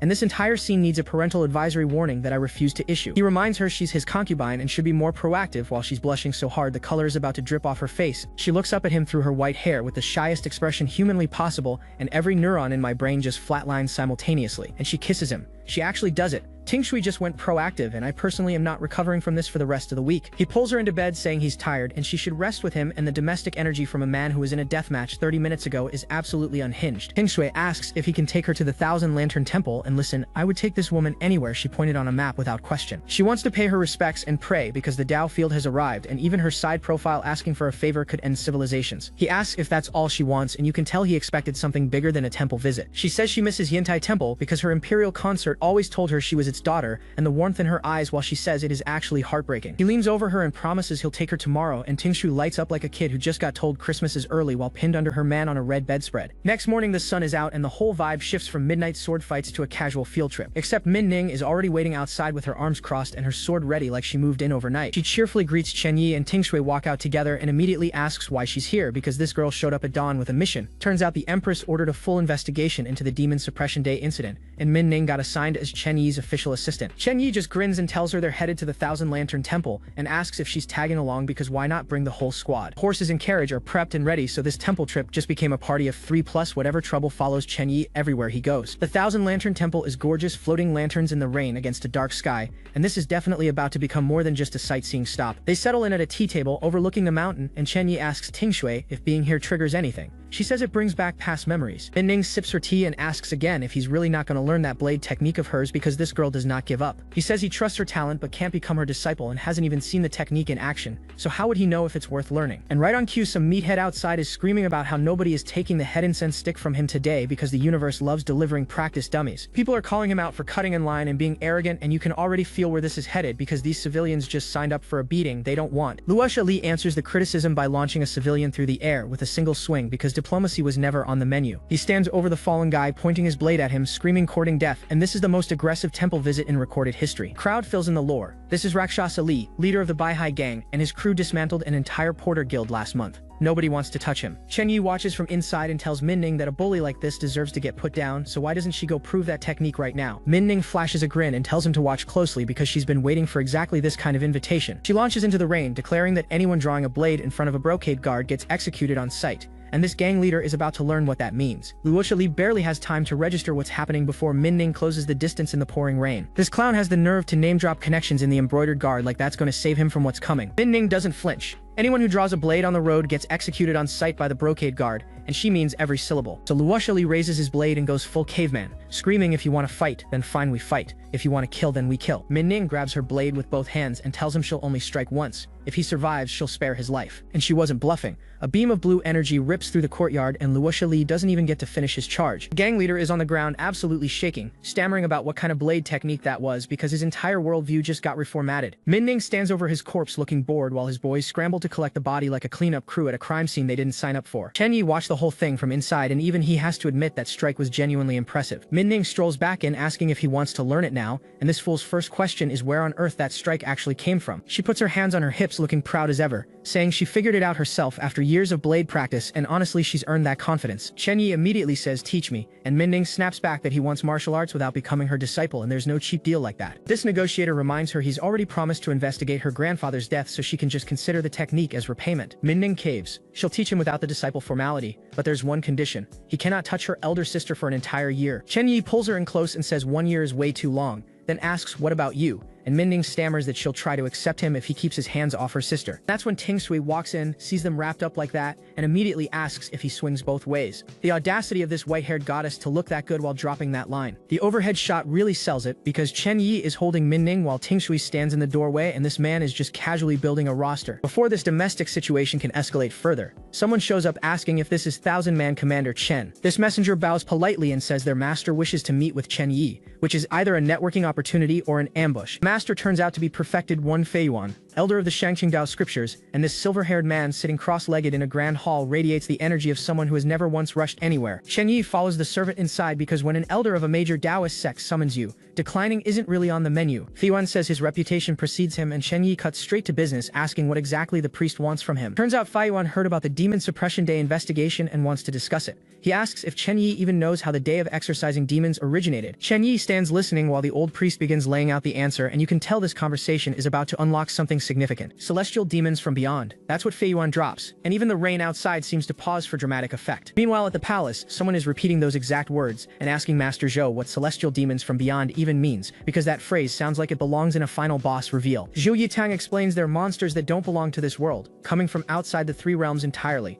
and suddenly the stakes of this whole investigation just got interplanetary. The red-haired woman connects the dots immediately. The capital's evil energy and heavy yin presence is because of these celestial demons, and she wants to know exactly who they are. She presses harder for a name, and I'm briefly distracted by how this close-up was drawn because that jawline and those lips are doing investigative work of a different kind on my focus. The palace officials stand in the rain processing this revelation, and nobody looks comfortable with where this conversation is heading. Zhu Yetang clarifies that celestial demon is just a collective term covering Yama, Asura, Garuda, and every other nightmare entity that hitched a ride when Buddhism spread eastward. A white dove launches into the rainy sky carrying a message, and whoever sent it clearly has urgent business. The dove swoops down to someone's outstretched hand, and this bird is doing more cross-faction intelligence work than half the characters in this story. Chen Yi asks Minning if that's a letter from her sister while Tingshu stands in the background, and I need everyone to appreciate what's happening in this frame because that outfit is committing felonies. Minning is surprised he's back already but says the meeting was quick. They only discussed a few issues briefly. She hands him something and says this is for you, which means whoever sent that dove just delivered a mission with his name on it. Chen Yi unrolls the scroll and reads it. Demons and ghosts in Huaishui village outside the western suburbs. Please exterminate them. Also a warning to stay away from Wyong Tower. Keep your eye on that last part. He puts it together fast. After the Empress Dowager pressured Wyong Tower that night, they apparently jumped ship and defected straight to the Lin faction. But business later. He asks Minning if she still wants to learn that strike technique, and she fires back with an immediate yes. Minning starts the lesson. The reason strike requires a mind completely free of distractions when drawing the blade. She breaks down the whole theory, which meridian, which acupoint, where to channel force. The blade draw is just the surface, like a military flag, but the real army is the intent beneath it. She tells him to see how much he can comprehend and listen. This girl teaching while looking that determined in her navy robes is giving private tutor energy that I did not need today. And this broken man just absorbs it instantly. The system confirms he learned wind-crushing rain cleaving from Min Ning, a technique she spent 5 years developing that he couldn't master before. But this time his comprehension goes beyond hers. 20 cycles of seasons, and he grasps the true meaning, not just wind and rain, but the impermanence of heaven and earth itself. Wind-crushing rain cleaving reaches transcendent perfection. 130 years of true chi remaining. This man just speedran a technique to a level Min Ning hasn't even touched yet. He draws his blade and golden energy erupts around him like his body just remembered how to breathe and decided to show off about it. A golden slash tears through the sky, shredding rain and leaves in its path. And this is the kind of move that makes nearby trees file for relocation. Min Ning's jaw is on the floor. She asks where he learned that strike because what she just witnessed was not the technique she taught him 5 minutes ago. He casually says he learned it from her, it's just that he's already practiced it to great success. And Min Ning is standing there like somebody just divided by zero in front of her face. Now that the technique exchange is done, Chen Yi pivots to business and brings up her grandfather, who is apparently implicated in the Chancellor's case. Min Ning opens up. 12 years ago, Chancellor Zhang advised the late emperor on a method for immortality, and that one decision poisoned everything that followed. Her grandfather was ordered to lead 100 Jin Wei to search the world for divine medicine. But when Chancellor Zhang returned with it, the officials turned on him overnight. The Chancellor's case erupted. Zhang fell from power, and Min Ning's grandfather got dragged down with him because proximity to the wrong person is its own death sentence in this world. But here's what doesn't add up. Her grandfather should have been dismissed at worst, not killed.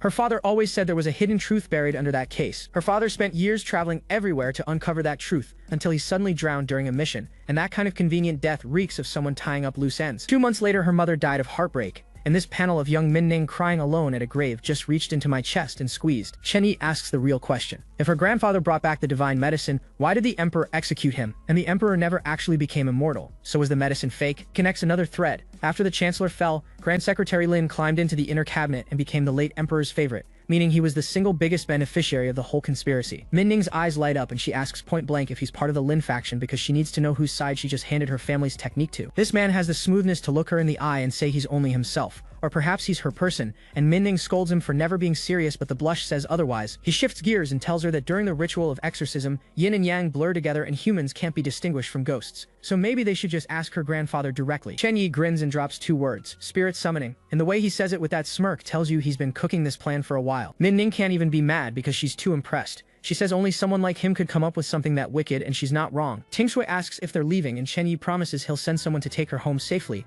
And there's Tingshui in the background still wearing that outfit that I'm still not over from last episode. Min Ning puts it together. The scroll mentioned demons in Huaishui village, and her grandfather happens to be buried right there. So 2 missions just became 1 trip. He grabs her hand and says, let's go. We leave now. And the simplicity of that gesture after everything she just told him actually hits different. The 2 of them walk into the rain side by side, heading toward what looks like a village that the sky itself forgot about. And this atmosphere just shifted from romantic to horror movie real fast. Chen Yi notes this place used to be an ancient battlefield, and the broken stones scattered everywhere make that very easy to believe. Min Ning explains the graves here are cheap because her family was fined so heavily during the case that they couldn't even afford a proper burial for her grandfather. Something is watching them from the shadows. The locals whisper that even a Taoist priest couldn't handle the ghost general here, and these 2 are walking straight into a death trap. They find the gravestone and Min Ning tells him to get to work, which is adorable because she thinks he actually has a plan. Chen Yi turns around with his signature smirk and goes, do what? And I already know where this is going. Min Ning asks about the spirit summoning, and this absolute fraud admits he has no idea how to do it because he's not a Taoist priest. Min Ning is fuming, calling him a shameless scammer,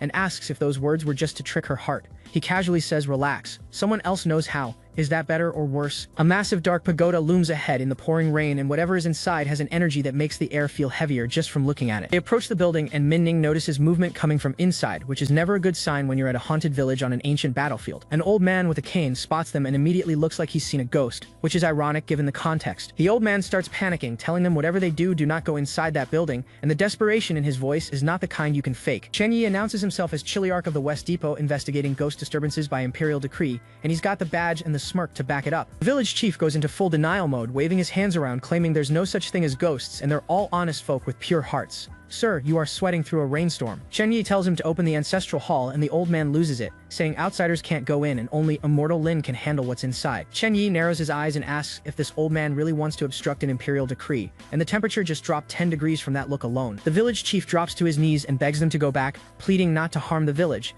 And this level of terror means whatever is in that hall is genuinely catastrophic. The entire village pours out and kneels in the rain, offering grain and silver if it means the officers will just leave. And this is the most coordinated begging I've ever seen. Chen Yi and Min Ning exchange a look because whatever has these people this terrified is not a normal ghost problem, and both of them know it. Right on cue, someone comes sprinting in yelling that they've brought a group of immortals, and the village chief does not look happy about this development. The chief snaps at the guy, asking what kind of people he's dragging in blindly and whether he's trying to get the whole village killed, because apparently outside help has gone wrong before. And then three figures emerge from the rain. Immortals from the Shangxing Taoist path. The same sect as perfected one Feiyuan. That is not a coincidence, and we are about to find out why. The villager immediately starts fawning, calling the Shangxing woman a celestial being, and looking at Yin Weiing standing there in the rain with that purple hair flowing, I genuinely cannot blame him. Min Ning side-eyes the arrival and asks why she tagged along, and the tension between these two women is thick enough to cut with a ceremonial blade. Taoist Wanzhen warns everyone that the yin and malevolent energy here is dangerously heavy, and martial arts masters have zero business dealing with ghosts and demons. And he looks Chen Yi dead in the face and says, to put it bluntly, you'll be a burden. No sugarcoating, no diplomacy, just facts delivered like a slap. But the other Shangxing priestess steps in and says, hold on. These two look way too composed for ordinary fighters, especially the tall one who she suspects has actual demon-slaying experience. The village chief reluctantly invites everyone inside, and the way he hesitates tells you he'd rather eat glass than open those doors. The villagers throw their entire body weight against the ancestral hall doors, and whatever's behind them has been sealed for a reason nobody wants to talk about. Xuanzhen drops a double bombshell. He's already divined that Chen Yi lacks the heavenly eye, and then in the same breath asks Yin Weiing to be his Taoist companion. This lunatic is multitasking his insults and his proposals. Yin Weiing's face goes absolutely nuclear, and the system dings a -90, depositing 5 more years of true chi into Chen Yi's account for a grand total of 135. This man profits from making gorgeous women furious. They step inside the ancestral hall, and what's waiting for them in there makes every person freeze. 2 children, bound and barely clothed, kneeling on the cold floor in front of an altar. Chen Yi's expression shifts from smug to stone cold in half a heartbeat. From above, the full scope of this room makes you sick. 2 tiny kids dwarfed by this massive hall, left here like groceries for whatever ritual was planned next. Xuanzhen erupts, demanding to know who had the audacity to use children as sacrifices, and the village chief drops into full groveling mode, promising to release them right now. Chen Yi adds that the live cattle sacrifices also violate the law,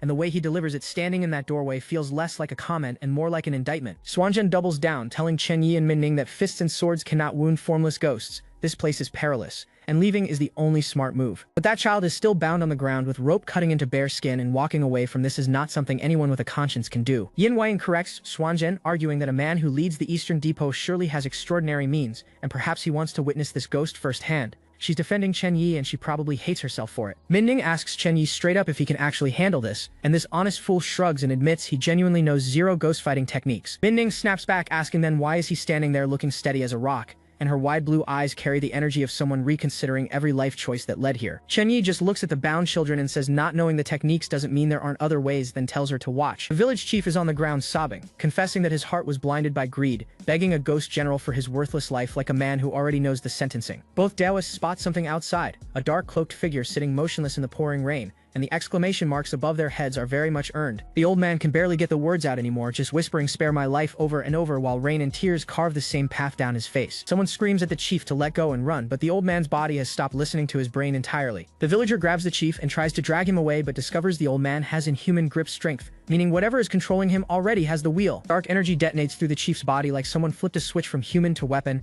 and the transformation is violent enough to crack the air around him. The chief convulses mid-scream as the spirit tears through his nervous system, and this is not a gentle possession. This is a hostile takeover with 0 regard for the original tenant. The ancestral hall stands massive against the storm, and this building has been hiding something far worse than anyone here bargained for. Chen Yi and Min Ning stare through the wooden bars, and he identifies it immediately. The ghost domain of a ghost general just finished materializing around them. A talisman ignites between 2 fingers, and the the fight officially starts, whether anyone is ready for it or not. Swanjin erupts in a ring of flame talismans and shouts for his fellow Daoists to form up because the yin energy just punched through their boundary like paper. And what crawls out of the breach is a full demon roster, a green-haired woman in a dress that's testing my ability to feel fear, a massive Oni, and a monster wrapped in blue spirit flames. Swanjin throws up a golden light barrier and starts chanting celestial mystery of heaven and earth, the root of all chi, and the golden script surrounding him says he means business. A dragon beast the size of a small building comes barreling through the rain wrapped in purple fire, and this thing clearly did not receive the memo about personal boundaries. Swanjin gets launched backward and starts screaming, "Save me," which is genuinely terrifying to hear from the person who was supposed to be the ghost expert. The beast gets a full close-up, and those glowing red eyes staring at Swanjin carry the energy of something that's been hungry for a very long time. Golden scripture clashes against raw demonic force as Swanjin fights for his life,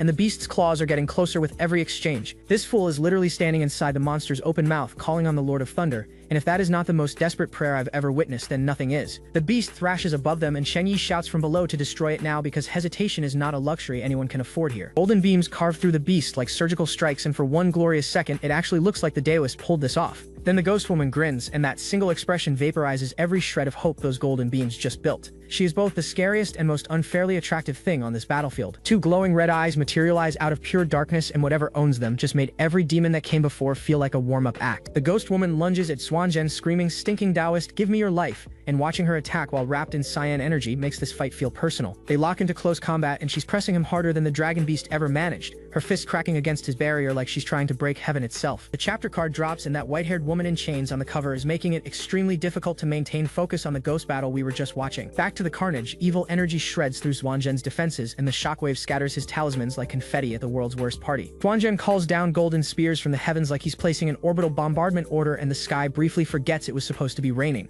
He screams heaven and earth limitless, and the detonation radius turns the entire courtyard gold while the villagers below shield their faces from the blast. Talismans scatter into the storm as he begs the universe itself for power, and this is the cultivator version of going all in on a hand. The golden characters rain down on the ghost woman, and for the first time her confident expression cracks into something resembling genuine concern. A pillar of pure light seals down on her with a freeze command, and she screams no with enough anguish to tell you this binding actually landed. But something dark wraps around Swanjin from behind, whispering next, and the shadow towering over him has a single red eye that says this victory was an illusion. Swanjin's face goes pale as he processes that the thing behind him is significantly worse than everything he just spent all his energy defeating. A possessed villager swings a wooden beam at Swanjin's head, screaming "Die," because apparently getting blindsided by your own allies is today's theme. The blow connects, and Swanjin crumples to the mud like someone pulled his strings, because even Daoist barriers mean nothing against a weapon you never saw coming. The villager snaps out of it for one awful second and whispers, "What have I done?" and the horror on his face is proof the possession was never voluntary. Swanjin lies bleeding in the rain, and someone screams that the villager was possessed,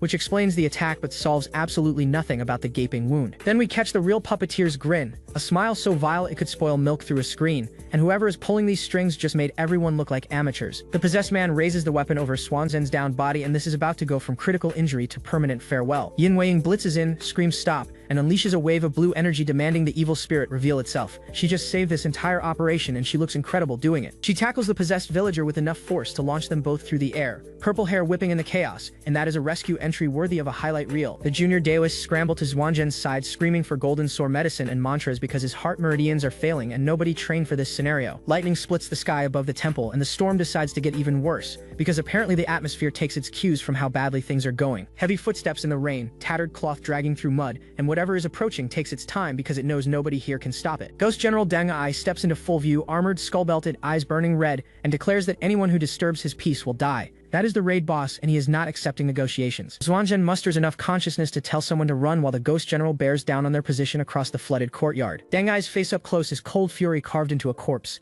and knowing this was a real Three Kingdoms general makes it 10 times more unnerving. The Daoists and Yin Weiying stare at the approaching nightmare, and the raw terror on their faces confirms what everybody already figured out. Deng Ai announces that every single person here shall become his soldier figurines, and that is without question the most disturbing recruitment pitch in Manhwa history. The ancestral tablets inside the hall start crashing to the floor as his power shakes the building like it personally offended him. And there is Chen Yi, leaning against a pillar with his arms crossed, and that trademark smirk saying the main perpetrator finally decided to show up. This man was waiting for the boss to spawn. The second title card appears, and that white-haired woman in chains on the cover is doing irreversible damage to my composure. The junior Daoist beg Yin Weiying to do something because Swanjin is fading fast, and she's the only one left standing with any real power. Yin Weiying notices the Ghost General won't enter the building, and wonders if it's actually afraid of her, which would be a reasonable flex if she sounded more confident saying it. But then she realizes the Ghost General isn't looking at her at all, it's staring directly at Chen Yi, and that detail just reshuffled every assumption about what's happening here. Min Ning grabs Chen Yi's sleeve and begs him to use whatever he's got right now because they're all going to die here, and those desperate blue eyes could convince anyone of anything. Chen Yi activates something and Sanskrit characters bloom around his body as he identifies the ghost as Deng Ai no Sat, a Three Kingdoms general who was beheaded by Jiang Wei's stratagem. He explains that villagers' belief in sacrifices fed Deng Ai's resentful spirit for centuries, turning a defeated general into a worshipped ghost god. This is a lore dump that actually slaps. Chen Yi raises his hand, and a Buddhist sarira blazes with pure light, making one of the Daoists gasp at the sheer radiance, because apparently this supposed fraud came packing top-tier holy relics. Then this absolute menace turns to Yin Wang with a smirk and says, "Beg me and I'll save them." That is the single coldest power move in 20 episodes, and I will die defending that take. When she refuses, he casually turns to leave, and Yin Wang screams that he's exploiting their crisis. She's right, he doesn't care, and watching it unfold is genuinely delicious. The junior Daoists plead with her to swallow her pride just this once because Xuanzhen is actively bleeding out and honor cannot stitch a wound, and she breaks. She says fine, cheeks flushed red, eyes burning with humiliation, and watching the proudest woman in this story bend her neck is the most expensive concession I have ever witnessed. Yin Wang formally implores Chen Yi to slay the monster,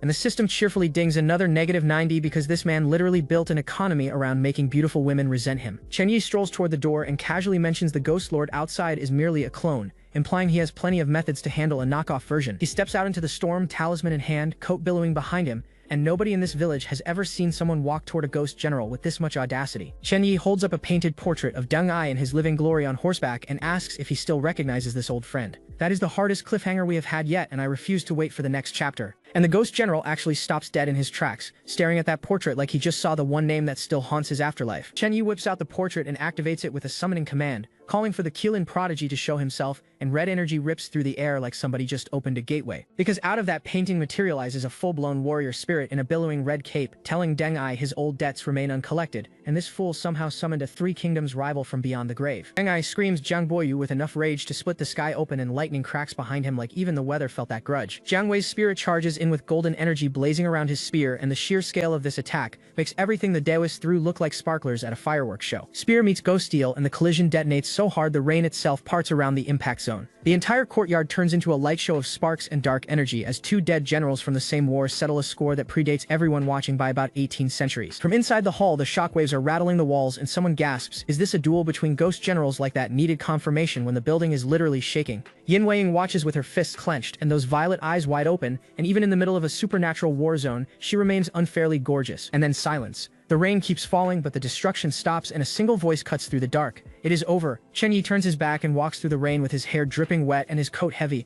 and this shot right here is doing more for his reputation than 20 episodes of dialogue. The surviving villagers and Daoists bow low and thank Battalion Commander Chen for saving their lives, and look at this clown soaking up gratitude like a sponge after nearly getting everyone killed by showing up late. But does he accept the thanks gracefully? No. He looks straight at Yin Wang and tells her to remember this favor, and she immediately calls him a shameless scoundrel for expecting a reward for basic decency. The villagers peek out asking if the ghost general is really gone, and the relief on their faces says everything about how close this entire village came to becoming a dead man's army. Chen Yi tells Min Ning that matters here are settled and the next priority is her grandfather's business, because apparently he just speedran a boss fight to get back to the main questline. Then this manipulative genius gathers the entire Shangqing group and casually mentions that since he saved everyone's lives today, maybe they could do him two small favors, and the audacity of framing demands as polite requests is genuinely art. Xuanzhen nearly chokes on his own blood, and that reaction alone tells you whatever Chen Yi is about to ask for is going to be outrageous. His juniors rush to hold him up asking if he's okay, and he waves them off saying nothing serious, which is Daoist code for I am absolutely not okay. Xuanzhen asks what the two requests are, and Chen Yi drops the first one.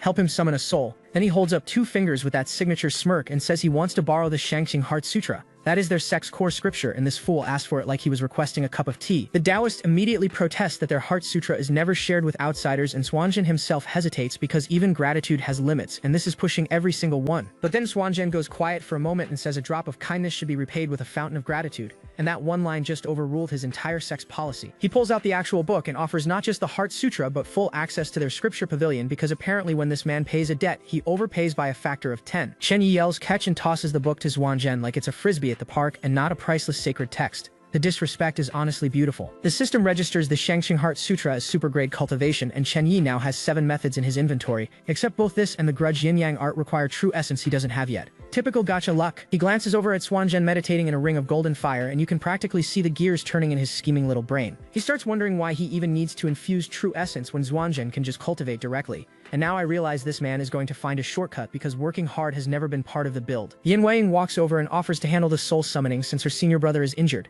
and the way she looks at Chen Yi while volunteering has this energy of doing a favor she'll regret within minutes. She lights incense at a grave in the pouring rain and begins chanting for the soul to return, purple hair clinging to her robes, and I would genuinely watch an entire spin-off of just her performing rituals. The villagers join in the chanting, calling for the soul to go not down to the land of darkness, and for once this entire group is actually united instead of trying to murder each other. Yin Weiing announces the ritual is complete and it should take about 2 more days, and Chen Yi thanks her with what might be the most sincere thing he's said this entire arc. 4 hours later, the rain is gone, the sky is golden, and they're galloping on horseback into a city at sunset because apparently the vibe shift between arcs in this series is absolutely immaculate. Chen Yi mentions they'll check back with Yin Weiing in 2 days, and the way he says the Taoist lady's help so casually confirms he already considers her future assistance a subscription service. Minning hops off her horse at what looks like their base of operations and dismisses Chen Yi with an "I have arrived, you may go back" that carries queen energy she absolutely earned. But before he can leave, a kid sprints over yelling that there's a letter for him, and the timing of unsolicited mail in this world is never good. Minning intercepts the letter herself, asking the kid if it's for her, and there's something endearing about watching her go from battlefield medic to mailroom clerk in the span of 4 hours. The kid cheerfully hands it over and has no idea he just delivered what is almost certainly a threat letter, because innocence in this world is always on borrowed time. Called it. The letter is from Yushu Manor warning them to stop investigating the Prime Minister's case or face consequences, and Chen Yi identifies the sender immediately. Minning hesitates and says they should wait for her grandfather to return before making any moves because the case involves too many powerful people, and those big blue eyes carry the weight of someone who knows exactly how dangerous this is. Chen Yi shuts that down instantly, asking if her grandfather would ever trust her with the truth if she folds at a single paper threat, and that is the exact manipulation this girl needed to hear. He says 2 words: seal Yushu Manor. Minning panics and starts listing every terrifying connection the Manor Lord has, including Prince Jing and some entity called the Nameless Old Mother,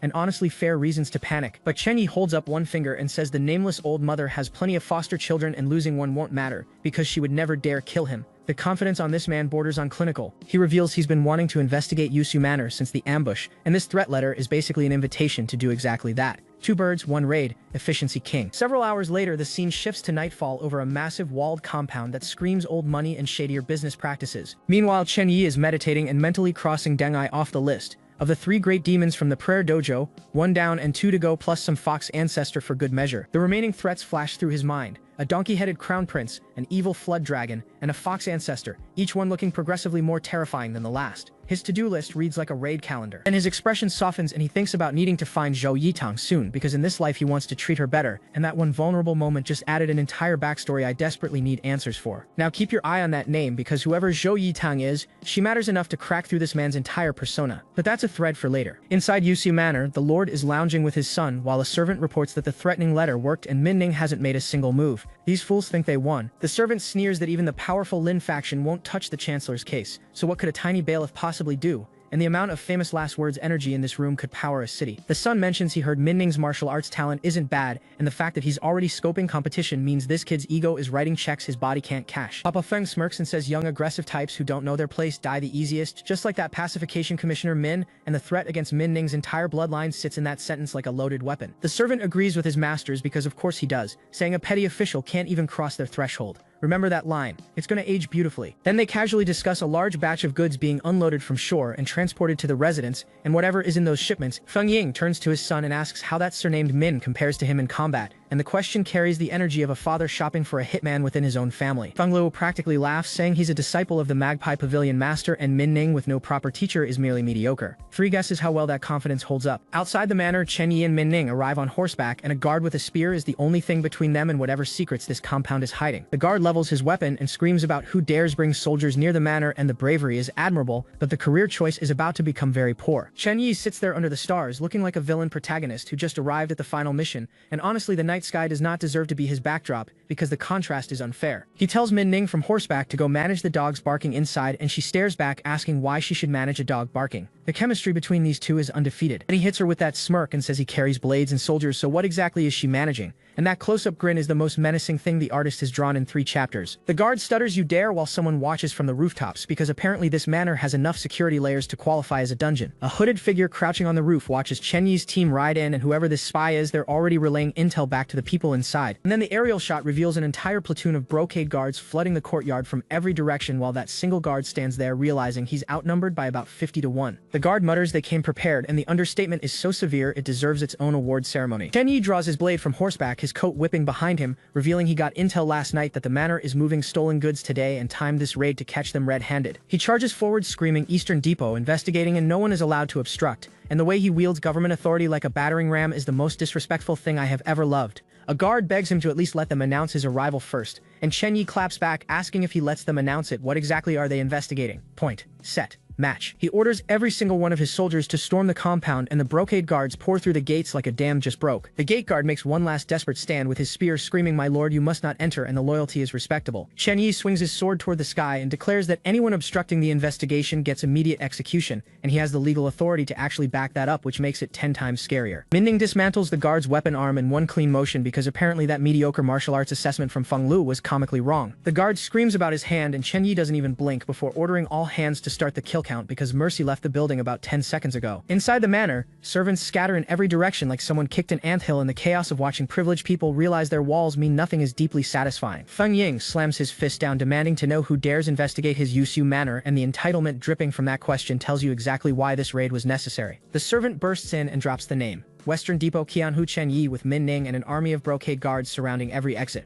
Remember when they said a petty official couldn't cross their threshold? Feng Ying goes into full panic mode, ordering someone out the back gate to stop the dock from unloading, and his servant asks about dumping the goods already inside into the lake, because evidence disposal is all they've got left. But Feng Lu shuts that down, saying they'll fish the goods out anyway, and instead calls for every guard and martial arts master in the compound to fight to the death. Would you pick a war with Chen Yi after watching him summon ghost generals? Chen Yi launches the first guard into orbit with a fire-lace slash, and this fool didn't even get to finish drawing his weapon. Min Ning, with blood freckling her blade, declares the brocade guard is enforcing the law and anyone in the way gets a free funeral. Chen Yi stands over the bodies under the stars and warns the next person to take a step forward will be joining them on the ground. A guard manages to lock his spear against Chen Yi's blade, and for a brief delusional second, this man thinks he's putting up a fight. That delusion lasts about half a heartbeat, because Chen Yi is already standing in the aftermath with a dripping sword and nothing left to swing at. Min Ning pops up beside a trembling guard and hits him with a peace sign, saying this time he owes her a favor, and the gap between her cuteness and her violence is medically dangerous. She turns to Chen Yi, sword still bloody, and genuinely asks why he always chops off people's hands like it's a lifestyle choice. This girl pumps her fist with the smeggiest grin possible, and says she learned it from him. The student has inherited the worst habits. Before anyone can appreciate that moment, somebody screams, "Little thief! Chen Yi, accept your death," from across the manor like they rehearsed it in the mirror. Min Ning and Chen Yi both pause and share a look that says, did this man really just announce his own death like a quest objective? The manor's martial arts master launches himself at Chen Yi with a spear technique that honestly looks impressive for about 2 seconds. Chen Yi parries midair and casually mentions he was looking for this guy anyway because apparently he schedules his fights like appointments. The martial artist realizes in real time that he struck first and still got beaten to the draw. His saber technique is inhumanly fast. He comes in again from the air with his spear wreathed in energy, and Chen Yi answers with a flaming arc that turns the courtyard into a light show. The master tries to block, and the impact buckles his entire stance like he just caught a freight train with a broomstick. Chen Yi follows through with a slash so filthy the wind splits around it, and his hair flows like a shampoo commercial mid-execution. Feng Lu sprints in, screaming for his father because the manor lord is currently on the wrong end of this exchange. Min Ning drops in front of him with a blade wave that nearly redecorates his hairline and announces that his opponent is her. Remember mediocre? Chen Yi walks toward Feng Ying, gripping his saber, and states with complete calm that no one can save him now. Obediently accept death. The manor lord squares up with whatever dignity he has left, but the power gap between these two is visible from space. Chen Yi closes the distance and their blades meet one final time, and Feng Ying's robes shred apart under the force. And the manor lord gets launched backward like a ragdoll, clothes tearing, body spinning through the air. That is not a recoverable trajectory. Feng Lu screams for his father while every servant watches in disbelief. The manor lord lost. Chen Yi doesn't even look winded. This fool tries to run to his father's side, and Min Ning is right there reminding him she told him exactly where to look. She brings down a blade the size of his confidence, and Feng Lu's Magpie Pavilion training crumbles in real time. Chen Yi glances up with those cold eyes, and honestly the low angle on this shot makes him look like the final boss of somebody else's story. He orders his men to lock every single person up, and Feng Ying on the ground sputters, "You dare," like that phrase has ever stopped anything in the history of this manhwa. A brocade guard soldier salutes and reports detention complete while Feng Ying kneels behind him in chains. Speedrun any percent? Min Ning asks if the manager confessed, and Chen Yi, lounging on a chair like he owns the property now, confirms they spilled everything without needing force. 5 minerals powder. Drugs. Feng Ying's face twists with rage as he screams about ungrateful wretches because the man who is smuggling drugs is somehow mad about loyalty. A soldier kicks him flat onto the wood and asks what kind of thing he even is to be yelling like that. Feng Ying's social credit just went negative. Feng Lu, bleeding on the floor, still has the nerve to name-drop Prince Jing like a credit card he expects will clear any tab. This genius rants about investigating the Dingen party next, then what? Prince Jing himself? Do you dare? Chen Yi barely looks up and tells someone to make him shut up. A guard grabs Feng Luo by the collar while this fool desperately screams about being a disciple of the Magpie Pavilion Lord as if that title is somehow bulletproof. He pivots to threatening that the nameless old mother in the Imperial Palace won't sit by if he dies. Now that name actually carries weight. Chen Yi tilts his head with the most venomous little smirk and says fine, for the sake of nameless old mother he won't kill him. But your father must die today. And he says it looking directly at Feng Lu with zero hesitation in his eyes. He grabs Feng Ying by the hair and lifts him like he's picking up groceries. One word. Die. And the silhouette of Chen Yi's blade going through Feng Ying is the coldest frame this series has ever produced. Feng Lu watches his father die right in front of him and can barely form the word. That bratty confidence is completely gone. Chen Yi, bloodied blade still drawn, explains that to prevent future revenge he'll be severing Feng Lu's hand and foot tendons as a little parting gift. And he does it. No warning / no dramatic pause. He just cancels this kid's martial arts career like a subscription service. Chen Yi flicks the blood off his blade and orders them to take the cripple away. Yushu Manor is officially closed for business. He addresses his gathered forces with the official version. Feng Ying chose death over surrender. His son attacked during the chaos. Tendons were severed in self-defense. Everyone nods along like professionals. Then he promises to write a memorial requesting merits and rewards for everyone involved, and you can tell every soldier in that room would follow this man into hell. Meanwhile, across town, someone in a very fancy building just received the news, and their reaction is exactly what you'd expect when your puppet manor gets raided. A eunuch reports to His Highness that the raid was mostly Western Depot forces with some Eastern Depot backup. Prince Jing is getting his intelligence briefing delivered on his knees. Prince Jing asks what happened to the people he sent out, and the way he asks means those people were definitely not sent to deliver flowers. The eunuch nervously reminds him that Your Highness sent them all to kill that Western Depot battalion commander. Remember, Chen Yi apparently already dealt with the hit squad. 15 brocade guards sent to kill one man and 10 of them came back in bags. Prince Jing slumps on his throne coughing because apparently being evil is bad for his health. Another servant comes sprinting and screaming Your Highness like the building is on fire, and honestly at this rate it might be. Prince Jing's response is to physically launch the servant across the room while screaming get lost because mature leadership is clearly not this man's strength. The eunuch crawls across the broken floor begging him not to damage his precious body and calling himself rootless, which means exactly what you think it means. Prince Jing composes himself enough to order a killing trap for Chen Yi. Call Huang Luqing. This fool lost 10 soldiers and his takeaway is to send more. He promises a few silver taels if it works, and the eunuch agrees with desperate enthusiasm because apparently assassination comes with a budget package. Now we cut to Jingren Palace, and this building alone tells you whoever lives here outranks Prince Jing by several pay grades. Inside, a woman with a golden phoenix headdress examines a report about Yushu Manor while her attendant Momo confirms Feng Ying is dead. Momo says she doesn't care about Feng Ying dying, but Feng Lu being crippled is somewhat of a pity since he was her foster son. The Imperial Consort asks how Momo suggests they handle this half-genius, and the way she says it implies she's already got 3 plans and just wants validation. Momo says follow your instructions, just don't kill him. Then she notes Chen Yi's martial path is advancing rapidly enough to be registered with the Directorate of Astronomy. This old woman narrows her eyes behind her sleeve and suggests sending someone to test this blade of his. See if it's sharp. She's shopping for assassins with quality control standards. Scene shift. A man in an open-chested robe lounges in a study surrounded by books and remarks that Chen Yi has provoked enormous trouble this time. This is Director Wu of the Eastern Depot. Chen Yi walks in looking unfairly composed for a man who just executed someone an hour ago and asks if the director was looking for him. Director Wu holds up a stack of documents and explains the impeachment memorials against Chen Yi are sprouting like bamboo after rain. The paperwork pile is becoming its own threat. He asks why Chen Yi didn't consult him first, and Chen Yi admits he feared walls have ears. If the intel leaked, the evidence vanishes. Cold logic from a cold operator. Director Wu strokes his chin and concedes that's a reasonable excuse. This man clearly respects cunning even when it inconveniences him. But here's the problem. It's not just the Dingen party coming for him. Even the eldest son of the Lin family submitted a memorial against him, and Chen Yi admits the raid wasn't authorized by Grand Secretary Lin. Director Wu leans in and drops what might be the most significant compliment Chen Yi has ever received. He says this kid has already reached 6th rank martial power. He admits he was completely wrong about Chen Yi. Thought he was just a silk pants dandy riding on connections. Says his own eyes were no different from a blind man's. Chen Yi deflects the praise and Director Wu pivots to the real reason he called him in. The bandit suppression incident and demon exorcism day. Extraterritorial heavenly demons. He tells Chen Yi to investigate properly. If he uncovers the truth behind the demon crisis, that merit will be so massive nobody can touch him no matter how many memorials they stack. Then he hands over a demon map sent from Yinjian Mountain marking every location in the capital with dangerously heavy yin evil energy. Chen Yi just got his quest log upgraded. 3 great demons occupy 3 directions around the capital. Ghost General Deng Ai in the outskirts is the weakest, and Chen Yi already tangled with that one. Second is the donkey-headed crown prince in the East City, son of Wu Zhao of the Tang dynasty, abandoned at birth and transformed into a demon ghost. His character design alone is a war crime. Third is an evil flood dragon near the north coast, a descendant of the Dragon King Sagara,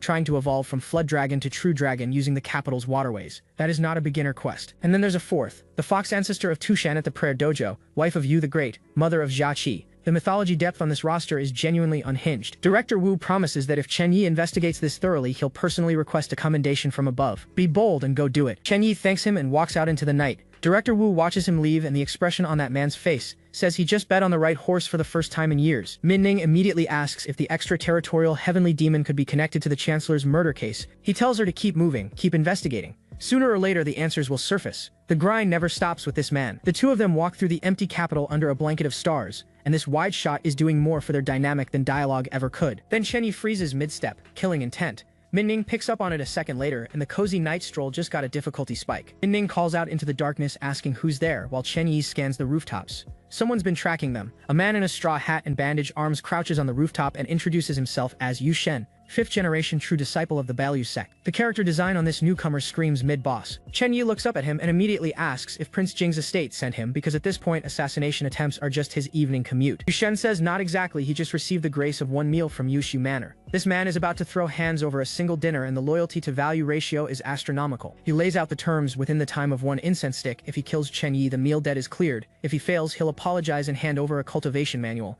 Is this honor or insanity? Min-Ning warns Chen Yi this one is genuinely strong and they should fight together, but this lunatic tells her she'd only add to the chaos. The audacity and the riz of refusing backup. Chen Yi grips his saber hilt and tells Yu Shen he'll only give him one opportunity. One, not two. Not a mulligan. One shot. Yu Shen rips his massive sword free and unleashes an energy wave that tears through the street like a natural disaster wearing a straw hat. He comes down from above spinning with that ridiculous greatsword, and the raw torque on that rotation could carve a building in half. The impact detonates the ground between them, and the entire street becomes collateral damage in a fight over a single meal. Imagine the property damage claims. Yu Shen's blade crashes into Chen Yi's saber and sparks shower everywhere because these two are trading blows at a tier most fighters here can't even perceive. And then Chen Yi catches the blade with his bare hand, fingers wrapped around steel like he's grabbing a chopstick. This man is genuinely built different at the molecular level. The shockwave from their clash launches Min-Ning backward and tears up the stone beneath them because the ground itself cannot handle being near this fight. Chen Yi stands in the epicenter of the destruction, coat billowing, energy spiraling around him. And this frame right here belongs in a museum. Yu Shen laughs it off, screaming that Battalion Commander Chen is nothing special, and the confidence of a man who just got his sword caught bare-handed. He declares he'll kill Chen Yi in 3 moves and releases a beam of energy so massive the entire street turns blue. 3 moves is generous for what's about to happen to him. Chen Yi drops low, golden fire engulfing his fist, the ground cracking beneath his feet as he channels everything into a single point of impact. Kengshan Fist. A golden mountain of force erupts from his knuckles, and Yu Shen becomes a distant silhouette against the sky. 3 moves? He needed 1. Yu Shen recovers mid-air surrounded by blade energy, and honestly the fact that he's still conscious after eating a Kengshan Fist is respectable. This fool actually has the nerve to look impressed instead of terrified,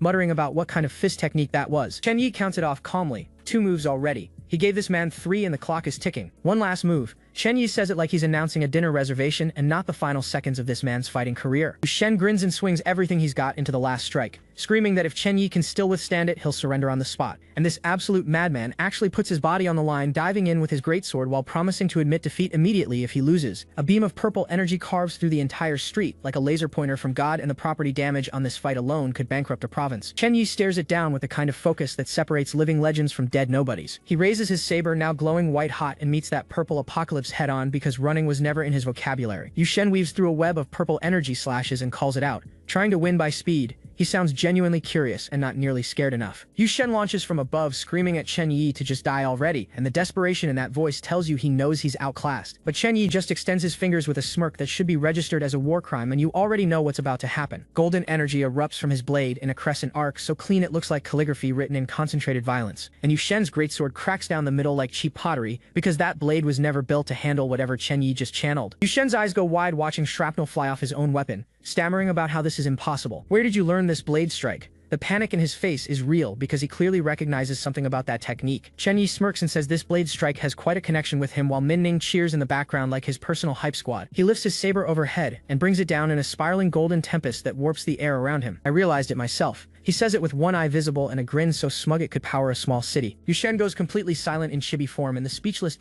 energy is doing more damage to his ego than the actual fight did. He drops to the ground, concedes the loss, and promises to honor the bet like a man who just got humbled at the molecular level. So he tosses over a cultivation manual like it's spare change, and Chen Yi catches his reward for beating a man who fought for a single meal. White Emperor Blade. Chen Yi reads the title and then casually asks who actually sent him. Keep your eye on this answer. The Empress Dowager Anne from the Imperial family. She asked him to test Chen Yi's strength, and suddenly this whole fight was just someone's quality inspection. Chen Yi processes this standing alone in the moonlight, thinking the Empress Dowager is sizing him up like a tool she might actually want to use. Several hours later, the sun is up and we've jumped straight to the Imperial Palace because this fool does not believe in rest days. Battalion Commander Chen requests an audience. The Empress Dowager is already seated on her platform playing Go with an attendant like she was expecting him for breakfast. Chen Yi walks in and greets her with perfect formality, asking what matter Her Majesty has summoned him for today. She immediately goes for the throat. You investigated Yusu Manor? Your wings have grown full? Grand Secretary Lin treated you with kindness, and this is how you repay it? Chen Yi bows and fires back that no Grand Secretary instructed him. Everything he did was to share the burden of the imperial family.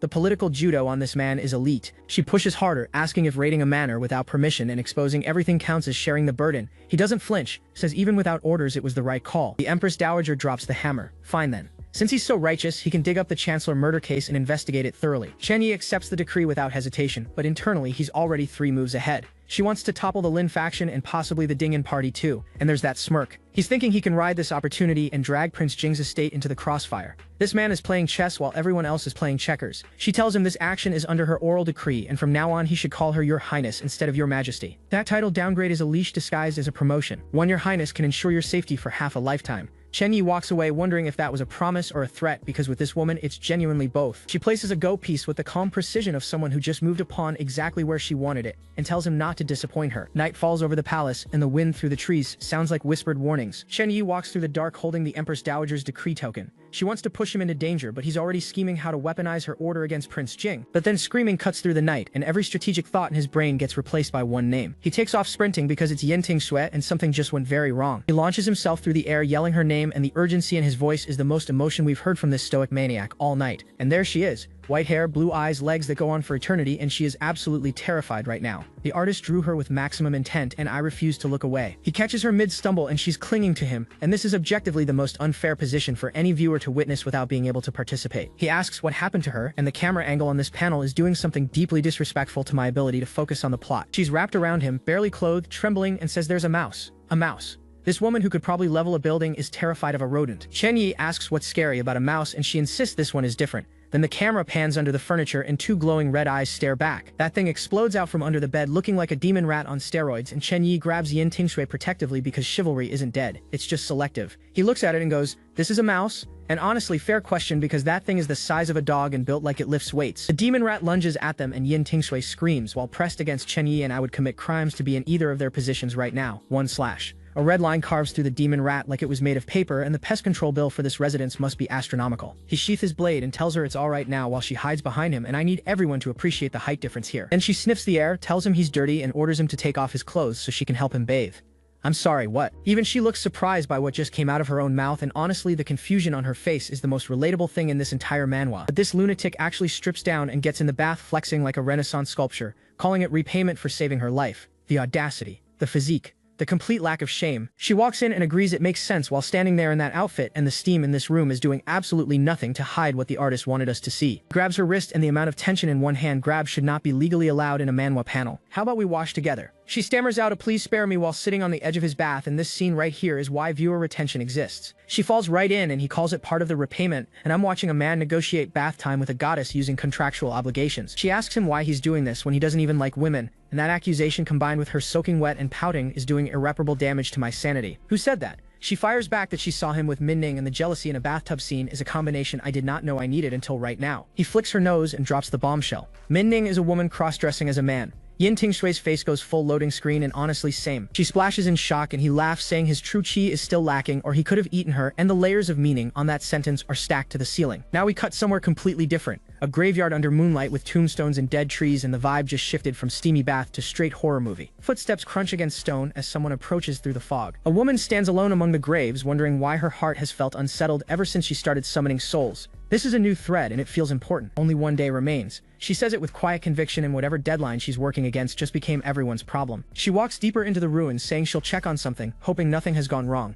That's the kind of line that guarantees everything has gone wrong. The fog thickens around her as she weaves between crumbling tombstones, and this place feels less like a cemetery. She stops and something in the air shifts. Her expression tightens. She reaches an open rocky wasteland drenched in mist, and the isolation of this wide shot makes her look incredibly small against whatever's coming. What is happening? The ground, the sky, the air itself feels wrong and she knows it. She wonders if it's the intrusion of the soul and 7 spirits but insists she cultivates supreme oblivion, so that should be impossible. Then a voice from nowhere asks if she truly possesses it. Who is it? She spins around and the panic in her eyes says she already suspects the answer. Standing behind her is a bloodied, grinning copy of herself, her third soul, Yujing.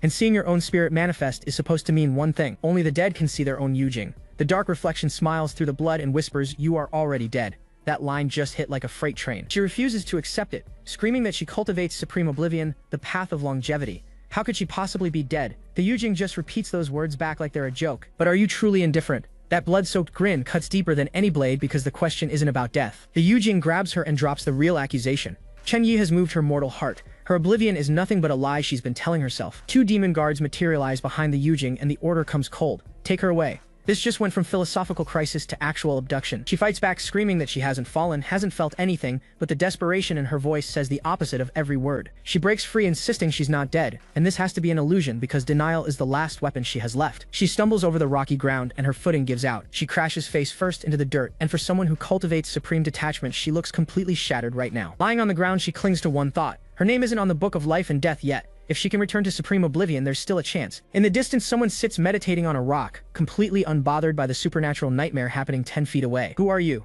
She calls out with tears forming, and whoever this person is represents the only exit from this waking nightmare. The stranger sits cross-legged with an energy that screams, "I've been here for centuries and your problems are adorable." One word. Tongswan. She says it like a title, not a name, and the weight of it settles over everything. The purple-haired woman recognizes her. The mystic intent within the sword who severs the 6 dusts of the mortal world. Zhou Yitang, the sword armor. That is an absurdly powerful name to just be sitting on a rock. She bows with clasped hands and asks True Man Tongswan how she's supposed to leave this place because the exit is clearly not a visible door. Do you not already know? Tongswan answers without turning around, and the cryptic guru energy on this woman is off the charts. Supreme oblivion. She asks if that's the answer and begs the true man to clarify because being vague when someone's soul is literally on the line feels intentionally cruel. Instead of answering, Tongswan begins dissolving into glowing butterflies, and Tongswan apparently has places to be that don't involve giving straight answers. Her entire body scatters into a constellation of luminous butterflies, and this is genuinely one of the most beautiful panels in this whole series. She chases after the fading light, begging Tongswan not to leave and to please take her out, and the desperation on her face is heartbreaking. She stumbles forward through the graveyard towards something glowing green near a tombstone, and whatever she's about to find is going to change everything. Seat of the Commandery Prince of Linghuai. Tomb of Chen Yi. She's standing over our boy's grave, and I need answers immediately because what in the actual lore is going on?